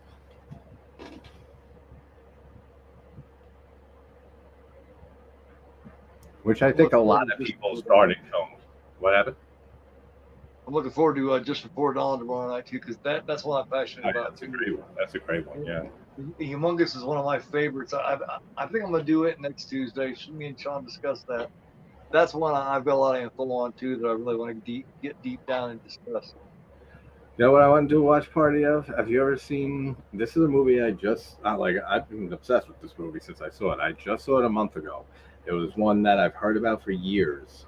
That has Mia Farrow. I never saw it because one, it's a very hard to find film. They only released it like on VHS in the 80s. And then they just released it digitally, not digitally, physically on Blu-ray or some shit this year. It's The Haunting of Julia from 77. Scream Factory just released it on Blu-ray. It's a masterpiece. It is. It's an absolute masterpiece of a film. My friend Lauren is a huge fan of that movie and was talking about it often. And I said I kept hearing about it. I said, and then I downloaded it. I said, let me finally watch this. Man, what an excellent film. Because I'm not a Rosemary's Baby fan, and that's why one reason I think maybe I avoided it, seeking it out over the years, is I'm just not a fan of Rosemary's Baby. It's boring as hell to me. And I mean, Mia Farrow's great in it, but she's phenomenal in Haunting of Julia, and the score is just perfect, like so good. I want to do a watch party. That's if you're up for that. I like both of them. Yeah, I know I'm the odd one out with Rosemary's Baby. I know it's a classic. I would never say it's not a well-made film or anything. It just doesn't work for me. We all got our own taste, man. Yeah, exactly. That's why it's so great discussing movies. Oh hell yeah! Everyone's different tastes. We all agreed, man. It wouldn't be very interesting. Yeah, everything would be the same all the time. It would be saying the same shit. Yeah, exactly. That's what makes everything so great about doing this.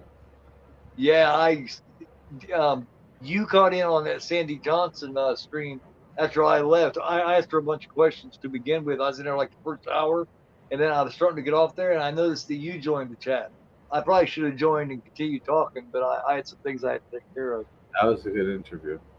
I might have her on mine. Carrie's working on that. She's an angel. She's great with I asked her and talked to her about PJ Soul. Because I love PJ Soul. So that's who I want to get. I want to get PJ Soul. That would be awesome. And Nancy Allen. What's another one? I have a whole list of other ones. I've had like 7 on in the channel in the past. The first few were like independent filmmakers and stuff like that. And then I had. I've never tried yet. I've never tried because I was afraid that they wouldn't. You know what I mean? I was always afraid that they wouldn't. That's just like that's part of the process. Like I have like eight like potential interviewees that I've been working on for months. That are just like they're working on a project right now, but they're interested. Like you get back in like 2 months at the beginning of this month or whatever. It's a lot of that. And then there's just a lot of no answers, and there's a lot of like, unfortunately, they can't do anything at the time they're busy and stuff. Or somewhat money, somewhat. Yeah, like exactly. Like I got really lucky getting Steve, the producer of Terrifier 2, on Steve Hart. Had him on. That was great. And then I got the girl who played Megan on. That was awesome. And then I had Jack Shoulder, who did directed Wishmaster 2, Nightmare on Elm Street 2, Alone in the Dark. Yep, yeah. That was such a great conversation with him. I loved that talk with him. Absolutely awesome. I was gonna get the guy from Pieces who plays Kendall, and he said he was interested in everything like that. We were going back and forth for a bit, and then he just disappeared off the face of the earth. Damn. So I was like, oh, so who knows? Maybe it's busy to get back to me, because that would be cool. So I mean, I guess the worst they could do is say no, right? Yeah, exactly. Just like how we run our channels and shit. It's like we do it. We be ourselves. If people don't like it, fuck them. Like, I want to get Russ Thorne. Yeah, I want to get Russ Thorne from Slumber Party. That would be cool. That's my advice. That's the type of people you want to go after. Like with art size channels and stuff like that. You want to go after like people who had a role or two in like a movie, like a slasher film like that in the 70s or 80s, like, a few cult films. Those are the ones that are more likely to say yes and stuff. I'm going to ask him, you guys, I'm going to try to get Russ Thorne on my channel for an interview. That would be awesome. That would be a great interview. Or, what's her name? Michelle, the one that played the main chick. Because unfortunately, the one that played Valerie is dead. She committed suicide several years back. Yeah. Even getting the next door neighbor, that dude is a kook, man. If you haven't seen the interview with him, he's a fucking nut. That guy's crazy. Yeah, he is. Yeah, that's such a fun movie. But I got to get some Slumber Party Massacre people and some Sleepaway Camp people. Slumber Party Massacre. I've been trying to get Felissa Rose for like a year, like since I started, like 7 months, like since I started trying to do it. That'd be a good one. Her, I've been trying. A dream would be Tom Savini. Would be an absolute dream. Yeah. I heard that he can be a dick sometimes. Like he's probably gonna want money too. Yeah. Oh, absolutely. Like it's not like he has a school and shit and a whole bunch of films that he's made. And like, you know what I mean? He's more on the legendary side. So yeah, That's why I said it. He's like dream, like like the dream one. Tom Savini for sure, or Rob Bottin for The Thing, for all his to talk to him about all that work. Bottin disappeared, and that sucks. I have his production company contact information. I kept forgetting. I want to call and try to see if maybe he'll agree. Who knows? You never know till you try. That's the fun thing about it. Right. I think Rob became agoraphobic, man, because he got to where he became kind of recluse. Well, he put his fucking heart and soul into every effect he's ever done in his life. I mean, it's just the thing. Like, he was treated for exhaustion multiple times. Like, right. he probably just snapped at some point. Like after under all that pressure of doing all the work and everything, plus whatever issues else he might have had. Like, I could see that. Absolutely. That's why The Thing took so long to finish, man. It's because he was working all the work he was doing. Was like, dude, are we done yet? And the budget was a huge chunk of the budget was the special effects. The hell, you can't argue with the final result, though. The best practical effects put to film of all time. Yep, that's why it's my favorite film of all time. Absolutely. Yep. Once it was all said and done, he may have been a little impatient, wanted to get it done. But you don't hear Carpenter bitching now. That's for damn sure. It blows my mind that people back in the day hated the film. Like, it makes me really wonder what the fuck was wrong with people. And then I remember cocaine was a thing. But like that would like what movies were they thinking were fucking masterpieces of horror back then when The Thing came out and they hated it? Like, really? Like, but the reappraisal it's gotten is unbelievable. Night of the Demons, Halloween 3. Night of the Demons, that's one I gotta do. The Exorcist 3, The Thing. Exorcist 3 is fantastic. Love. We did a Exorcist 3 in the theater. Me and my friend were the only two there. You know what I saw in theaters a few months ago? That there's a theater on Grande's Graveyard. Uh-huh. He lives on Long Island where I live. He lives like maybe 15, 20 minutes from me.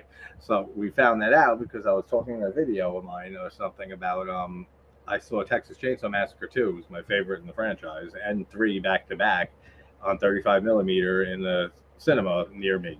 And he said, I just saw double feature there too. Like, and we found out we're from the same friggin' place, like 15 minutes apart. But I saw them on 35 millimeter, and it was fantastic. Like, seeing Texas Chainsaw 2, especially like on the big screen like that, so good. 3 is all right. Like, Ken Foree is great. I don't mind 3, man. I mean, it's got dark. It's a dark film. Morrison, it's a darker film. The tone is very dark. I like that about it. Yeah. Ken Foree's great. Oh, man. That's another one I wouldn't mind trying to get. Oh, yeah, man. Ken Foree. Like, Barbara, just kind of wish me luck and shit. Oh, yeah, man, absolutely. If there's any way I can help, let me know. Cool. This is cool. This whole performance here. The Slumber Party Massacre to me is one of the most entertaining and one of the most fun slashers there is. Well, you want to hear something funny? Slumber Party Massacre 2 is my favorite. Yeah. There's a lot of people like that, yeah. I love 2 so much. It's so out there. It's that, again, like we were saying earlier, I don't like musicals and shit, but that's a musical. There's musical numbers and stuff in that. Like that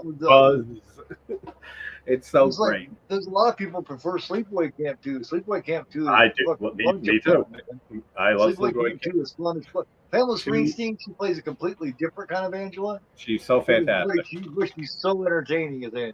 She's so great in 2 and 3. And 2, I prefer to the first one. Same as a Slumber Party. Like, I'm just that type of person, I guess. I mean, I love the originals 100%. But like Sleepaway Camp 2 is one of my favorite slashers of the 80s. There's not a lot of on-screen kills in any of those movies in Sleepaway Camp. But the effects on that, like the bodies afterwards and stuff like that, is great. Yeah. Ninja Shane Carver is favorite overall director. He's definitely up there, man. Yeah, for me too, of course. I mean, 2 of his films are in my top 3 films of all time, The Thing and Halloween. So, I mean, technically that should make it right there. is my favorite director.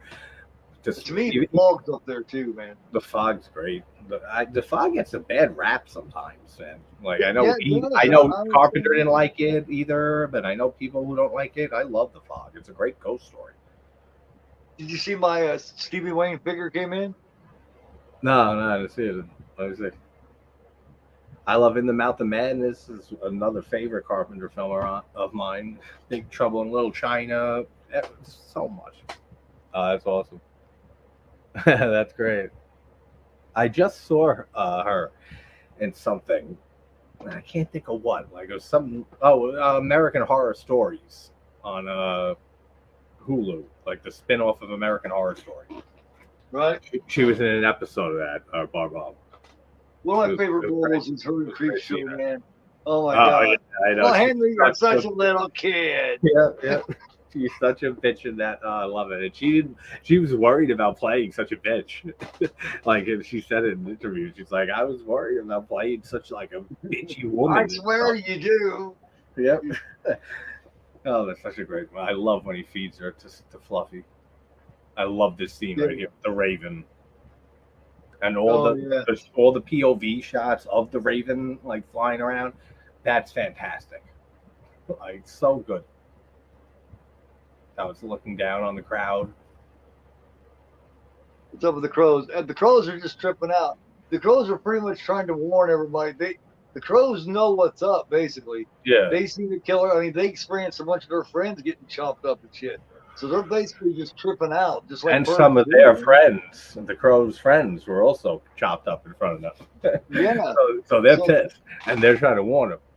That's basically all it is. Is they're freaking the fuck out because, I mean, everybody knows that if birds get stirred up, they will fly around just freaking fuck.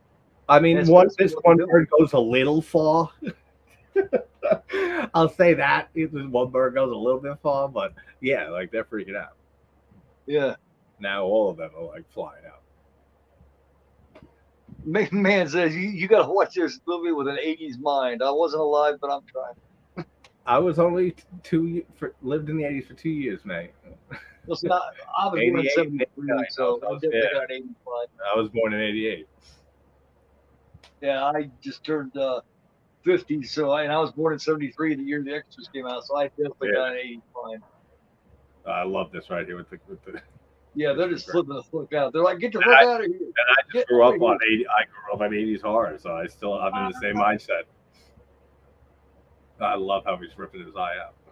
I'm talking about gross. He pulls a gun out. He starts like trying. Did he just try to shoot the bird? He shoot at her, but he looks like he shot at the bird first. Like this guy really hates these birds. He really hates these birds. Get this motherfucker. He's the bad guy. This is great. Whether he eats the eye of the crow, the raven. Yeah. Quote the raven. Nevermore. Simpsons are great. Born in '56, Russell. And gulp. So you see what I'm saying, man? Yeah. Yeah, Russell is awesome. He's a newer subscriber of mine. He's an awesome dude, Russell. What's the movie where Chuck Connors where the campers take over? I know Chuck Connors is in Tourist Trap. Right. That was his last film, I think, before he died. I'm trying to think about that one. Yeah, I'm curious what the hell that is because that sounds interesting. Yeah. I don't think I've seen that, brother. I don't think I have either. But Tourist Trap, we were talking about that earlier. Tourist Trap, I love that one so much. Definitely got to do that soon. Yeah. It always sucks that it's in '79 because whenever I talk about '80s slashers, I want that in there. Same with Don't Go in the House. Have you ever seen Don't Go in the House? Yes. That's such an underrated one too, man. Like, and it's not your typical slasher. It has very like psycho vibes to it, but it's its own thing. It's such a great fucking movie. And that's in '79 too, so I can never group that in with '80s slashers. Yeah. I've got that one too, man. I got where the fuck is it? Here, right there. It's so hard to find shit now in this fucking collection. I got so many of these damn things, man. I know, I can imagine that. I got like 3,000 now, man. That's fucking nuts. That's like video tasties or VHSs. He told me like I don't know 6 months ago. He told me he stopped counting at 2,000. Yeah, there you go. Yep, that's the cover. I know. That's awesome. I love that movie. Hell yeah, man. Then the way he kills the women, man, is just absolutely brutal. Yeah, it's brutal. That's evil shit. It's weird because that guy keeps wanting to be friends with. That guy tries hard to be friends with him, man. And he just yeah, I know. He really does. Like, it makes you wonder why. He gets prostitutes for them and stuff. Like he's really trying to be friends with them. Why are you trying to with this guy? This guy's fucking up. Yeah, he's out of his mind. That's a great movie, though. That's never talked about. Nobody talks about Don't Go in the House. Right. Yeah, that's what I want to start covering on Sunday at noon. Yeah. Those films. That's why, yeah. Whenever you want, I'll come on, because that's why I feel like I wish I didn't do all those great slashers that are my favorites so early on in the channel. Like maybe I'll re-talk about some stuff down the road, but like, shit, all those ones I did very early on, like all those great slashers. There's some that I'm starting to reduce. Some of them that I'm really passionate about. Fuck it, man. Yeah, that's what I'm gonna do too. Fuck it. This Cop is so crazy. So as people who aren't watching, the cop is the killer, and he's missing his fucking eye. Right. The Raven ripped it out, and it looks great too. Like it looks really good.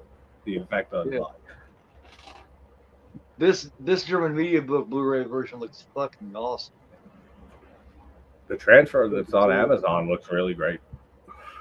I don't know who does the transfers to the Argento films on Shudder and on Amazon, but the Kino transfers for Bava films are the ones on Prime, and they are fantastic looking. Like all the Bava Kino transfers, they are beautiful. V was a series in the 80s, May. And it actually had Robert Englund in it. Yeah, that's right. I don't think I ever saw it, but I have heard of it. Summer Camp Nightmare. Summer Camp Nightmare. I think I have heard of that. I don't think I never saw it though. I know that. I gotta check that out. I love Chuck Connors. Said you're welcome, laugh out loud. I wanted to help, but I had to reduce myself to Google. Hey, we've all had to do that sooner or later. Yeah, exactly. None of us can know everything. Absolutely. That's what we need each other for. Hey, what's up, Blood Rose? Nice to see you again. Hey, welcome. Nice to see you. Thank you very much. Hey, everybody, don't forget to give us a thumbs up on this, man. Yeah, that's right, guys. Make sure to hit that button with the thumb that goes near the ceiling. The more thumbs we get, the more people we can torment with our art. Exactly. With our and it helps with the algorithm. This guy plays like a great crazy at the end, though. That's one thing. Another thing on Argento, all the killers play great killers. Like they play great psychos, like great lunatics. Like all the killers in his films. Like this guy's great.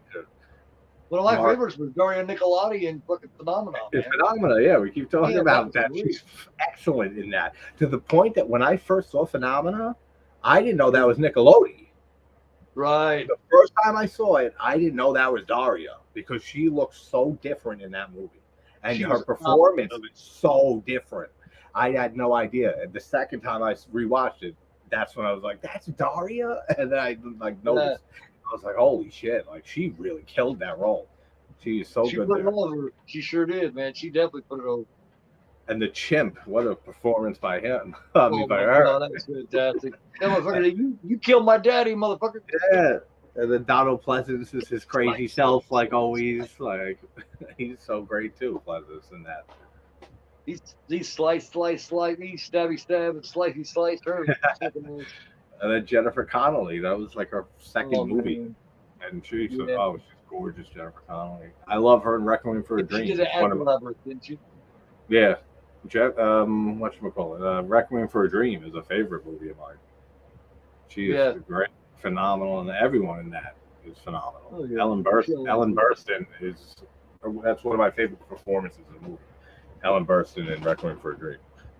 She does a fantastic movie back in the late 70s, man, called Same Time Next Year with Yep. Alan Alda. Yeah, Alan. Do you know that Alan is my mom's first cousin? Yeah. Yes, yeah, you told me about that. Yeah. I was telling my fiance and my son about that, and they were like, "Damn!" I was like, "Hell yeah, isn't that cool?" Yeah, he's my mom's cousin. Yeah, he's in that. That is cool as fuck, man. Yeah, he's one of the only surviving members of MASH left. Yeah, him and Klinger, maybe. Yeah, and he was because my grandpa on my mom's side, my mom's father, and his sister were 10 years apart, and then their nephew is Alan, and he was 10 years apart from my grandpa, so they were 10, 10, 10. So like every time they hit like 50, 60, 70, or 60, 70, 80, we'd have a big party for the three of them. And that's the most of the times is when we saw Alan and stuff. It was like for those events and stuff. We saw him like some of his plays and stuff that he did. He would give us I tell everybody about that, man. Ever since you told me that, I told people like, he's such a humble guy. He's such a humble guy. He's married and he's related to by marriage to Alan fucking Alda, and everybody I tell that to is like, damn. Yeah. Man, tomorrow's movie with Sean on for the horror of it tomorrow night at 10 o'clock will be Just Before Dawn from 1982, starring George Kennedy. Awesome. And is a kick-ass slasher from 82, which is the heyday of slasher, 1982. I think 82 might be the best year for horror. 82 and 77. I was just saying this recently, but those two are phenomenal, those years, 77, 82. And then Intruder's going to be down the road just a little bit, Russell.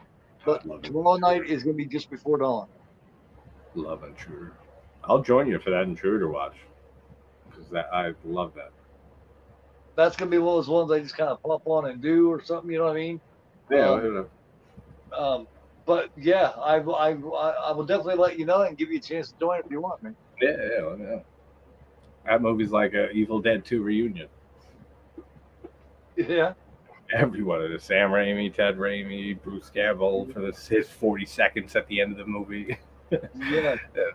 Scott Spiegel, the director, who co-wrote Evil Dead 2, and Greg Nicotero. Man. What? He's even got old boy from part 2. What does he say? Dan Hicks. Bobby Joe. Joe. Dan Hicks. Yeah. Dan Hicks is in there, and he's phenomenal too in Intruder. It's just that's one of my favorite slasher films. It's so underrated. He lost a lot of weight from Evil Dead 2 to Intruder. He lost a lot of weight, and I think it was like 2-year difference. Intruder was 89 and Evil Dead 2 was 87. So in 2 years, he lost a lot of weight. That's all right, man. That's all right. Just catch on replay and join us again. Join me again next Monday. Next Monday I will be starting some new things. Like I said, this was my last Italian watch. I've been doing it for over 3 months. I got like 12 of them in, and I really want to switch now for a little while, and then throw the Italians in, kind of hit and miss. You know what I mean? But then something in a row, I don't want to wear it out, so I want to go another direction now. I figured next Monday I may go the classic Texas Chainsaw Massacre from 1974. I know that's your favorite. That is definitely up to for sure. Again, plus we'll give me a chance to show off all my copies of it. It's such a classic. Listen to me talk about that motherfucker, I will go the fuck off. So next Monday night, Texas Chainsaw Massacre 1974 from Toby fucking Hooper. Awesome. I just did a deep dive on that and the second one. I don't know why I didn't continue with the series. I should do that. Yeah, I can never get tired of it, and I know a lot of people may not find that to be so exciting and everything, but I think it's extremely exciting, and I can't wait. Dude, the imagery in the original is so unbelievable. Oh man, yeah. The way it looks like a documentary, it looks like real life. It looks like it's just so raw. All the imagery. Toby Hooper's so amazing at making things look dead and decaying, and like the imagery is excellent. It's absolutely top notch in Texas Chainsaw Massacre. Even though even though part 2 is my favorite in the series, like it's unmatched, the imagery and so much other stuff from the original. I'm gonna go full knowledge, full commentary on that motherfucker too. Next Monday night, 11 o'clock. I'll be checking that out for sure. I love Texas Chainsaw. You'll be able to see my love for it. That's for sure. And that's what I love. That's why I love watching everybody else's content and stuff. Like I love seeing people like talking about shit they love, and that you could see it. You could see how genuine it is. Like you could. That's why I do my channel the way I do, and I like how you do it, and certain others too. It's not like overproduced like a television show and stuff. Like you're a fake TV personality and shit. Like it's just another horror fan, just a regular human being and shit, and just sharing their thoughts and enjoying what they love and talking about it. And then I love seeing that. He just stabbed the fuck out of this motherfucker. Over and over and over. Oh yeah, this guy should be so dead by now. This guy should have bled out from his eye like fucking forever ago, like before they moved here. She's like, it's okay. He's like, oh, she's smart, man. I mean, that's one thing I always say. Whenever women use the sexuality and stuff in movies, like to outsmart a killer to survive, good for them. Like if I was a woman, I'd do the same thing. You know, it's a power, use it. See, otherwise, who knows what would happen right here. JT, what did you say? Man. Yeah. Oh. JT, how are you doing all this live streams? Dude, I don't know. I'm a YouTube whore. I'm everywhere. Wow. Hell yeah. She's referring to the stabbing, I do believe. Yeah. And then they all rush out. Some serious fucking stabbing. Oh shit. Yeah, they all rush out. You got a cop and the whole goddamn force full of motherfuckers coming. Yep. He's fucked now. It's over. Oh yeah. That's what I like. Motherfuckers carrying an Uzi. I like about this. I think I said this in my video for Opera. I think this is the only film from his golden period, from Bird to this, where the killer doesn't die at the end. Gets caught, yeah. He gets caught and goes to jail, presumably. Like, so I don't think that happens. Everyone else dies, right? Crystal Plumage, they die. Cat and Nine Tails, we get the elevator. Four Flies, they die. Deep Red, they die. Suspiria, the place is burnt down, the witches are killed. Inferno, yeah, I think this is the only one. He is the Energizer Bunny, that's for damn sure. That motherfucker. She got dang, she got him, yeah. And she talked shit the whole time they was arresting him too. The whole time she was screaming shame as they was taking him away, and he was like, fuck. You know, it's the slasher I gotta rewatch that I don't care for, but maybe it'll change. Is Mad Men. Mad Men Mars. I never. It's all right. I never cared for it much. But for some reason, I've been seeing a lot browsing through Tubi, and I'm like, maybe I'll do the video on that soon to rewatch that because it's been a long time, and like I remember there being some cool stuff, but like it's just not memorable for me. Maybe it'll change. Dude, it's got its own song, man. It's kind of like My Boy Valentine. It's got its own fucking song. Yeah, like the Mutilator has something going on. A full break, man. Mutilator's fantastic. It's so unique, man. There's only one that has a dad that is batshit fucking crazy. Oh yeah, and that's like what I mean. That's the type of slasher like Pieces stuff. It's not a good movie on technical level in any way, shape, or form. Yeah. But they're fantastic. Like the special, man. The kills in the Mutilator are absolutely phenomenal. Like the effects are so good, and Pieces is just fantastic. It's in every way. It has the most random scene in a movie, in a horror movie, with the Japanese dude with the karate teacher, the kung fu. Yeah. He just shows up and starts attacking the woman. Oh, I eat bad chop suey, and so see you later. And they just laugh it off, and and that's it. Oh, that's so funny. That is such a great movie. And the gore is just amazing. Yep, yeah, we're getting a sequel to Beetlejuice. Needles in the eyes were crazy problems. Right, man? That's what I thought made it so unique. That used to be my channel banner picture for a while, like early on the channel, or the icon or whatever. It used to be the close-up of her eyes with the needles. I love that. Such great shots of that. Yeah, whoever didn't hear the story on the needles, that was Yeah. Dario Argento's idea because he was sick of seeing people close their eyes and hide their face during the gruesome parts and during the really good parts. So he thought, would it be cool if I was able to put pins right there so they couldn't close their eyes? So he decided to make a fucking movie out of it. That's where that came from. Yeah, that's awesome. That is such a great idea. I'm pretty That sure, was like, the isn't end. that like Coscarelli? I'm pretty sure he got Phantasm from a dream Yeah, that he had. yeah. And I love Phantasm, the whole series. I got to finally fucking do the series, man. The rest of the sequels. I did the original like 3-4 months ago, and meant to do the rest of them, and then I just haven't done them. And I keep saying I'm gonna do them, and I keep forgetting. So I gotta finally, I gotta finally do Phantasm 2 through 5 because I love the whole series except Ravager. The last one was tragic. That how bad that was. That's the last You're a film. lot like me, man. You get a million thoughts at once, and you want to do Oh a yeah, million movies all at yep, once. You want to do yeah. all of them now. Yeah, Every person in chat will attest to that. But I it's totally the understand.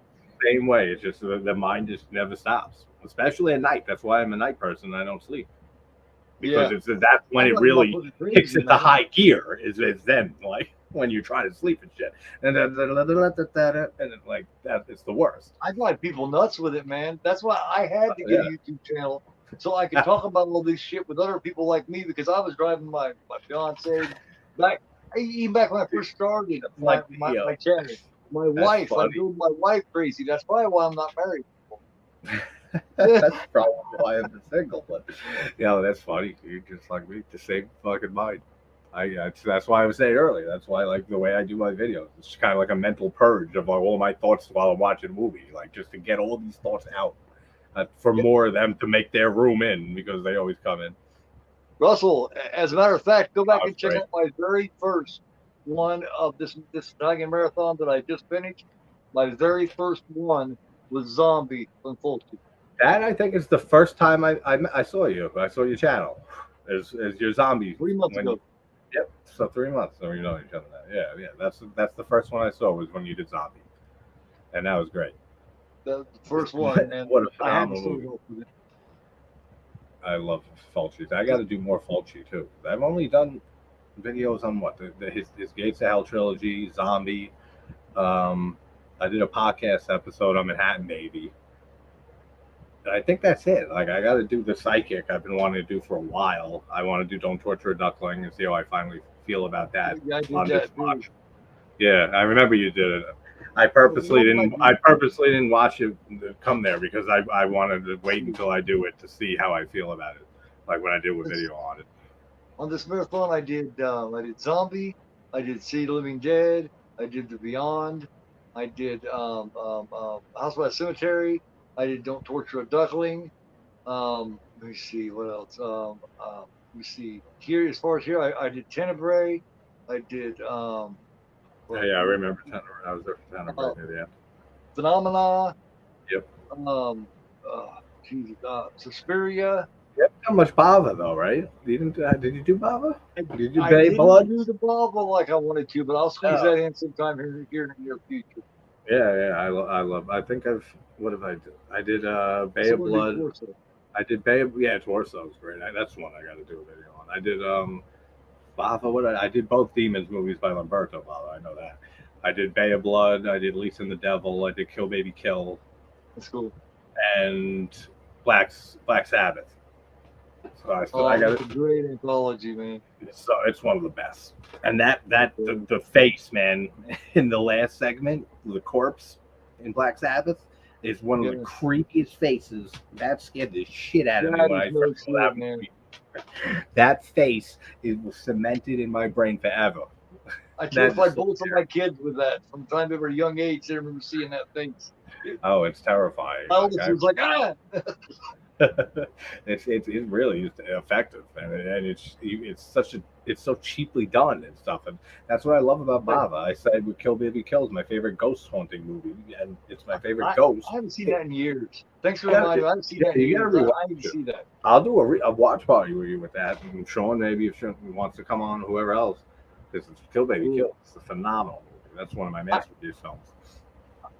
Cool. That sounds good to me, man. Have you seen Evil Dead Rise yet? I have not seen it yet. I have not seen it yet, and I've heard both opinions on it. What's your opinion? Do you like it or not? I thought it was very, I very plan good. on seeing it. I put out a short spoiler-free review on it. I think it was very, very good. The series Evil Dead is like one of the few series in horror that never fails for me. That every entry is good. I know you don't like Army of Darkness, but That's the only one that I don't like. yeah, Um, what I heard about Evil Dead Rise was I heard someone refer to it as Evil Dead Light. That's why I yeah, got concerned about it. that makes sense. It's not as light as it sounds like saying it Evil Dead light, but Right. it's not as it doesn't go anywhere near as close to like the remake from 2013. Okay. Like Because at I all. plan to Like see it there's a real lot soon. more less than there's not as many intense scenes like there is in the remake from 2013. Like where you get the severed arm in 2013, you get Right. the Well, it's glass with the and everything video, like that. You don't get anything near like that extreme. right? Yeah. Man says her husband's down with whatever makes her happy. The horror's not going. Sounds like a good husband to me. Hell yeah. Sounds like a really good partner. I have a really good partner now too. My fiance, she's a great partner. Yeah. She pops on Gretchen that pops on every once in a while, and she's really supportive. So I'm really lucky to have her. You're lucky to have somebody that supports the stuff that you love.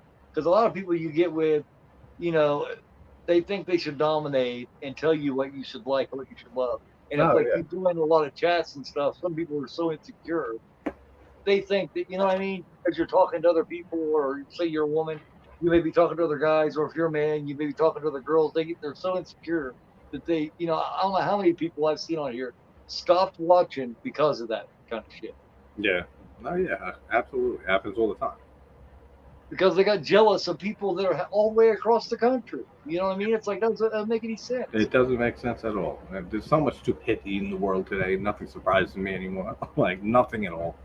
That's why there's nothing offends me. Like there's no line for me with jokes or anything like sarcasm. As long as no one messes with my family, or like that's it. That's the only limit. Like friends, family. We Anyone are all messes with just them, horror friends, man. We're yeah, just horror friends. We yeah, share our love for these films, and that's it. You know what I'm saying? yeah, exactly. And it's awesome. I'm gonna have to get Like the going. TV show of Evil Dead? Yes, I do. All right, man. TV show is Well, great. Ash for well, TV. But JT, give us a quick rundown before you go of what you got coming up, man. Plug some um, shit. I have to do something in a few hours to get something out by 6 a.m. because it is this date today, and this Okay? film will make sense at the time that it comes out. It is a classic in horror that doesn't get talked about as much Awesome. as it should, like The Exorcist, The Shining, and Halloween and stuff. This is another classic, but it's Sounds not good, brought man. up enough. So that'll come out, and whatever random shit, as usual. Thank Just sit here there. Just stay tuned and check out the channel, right? That's it, man. Thanks so much, Keith, for having me on, man. This is a blast, as always. Yeah, thanks a lot for joining us, man. Have a great night, and I will catch you next time. We're always talking, so I'll be talking Yeah, to you soon, man. yeah, Have a great absolutely. night, JT, man. You too, buddy. Take care, man. Take care, Chad, May, Phil, Carrie, Blood, Rose, Russell, everybody. Take care, guys. Yep. Take it easy.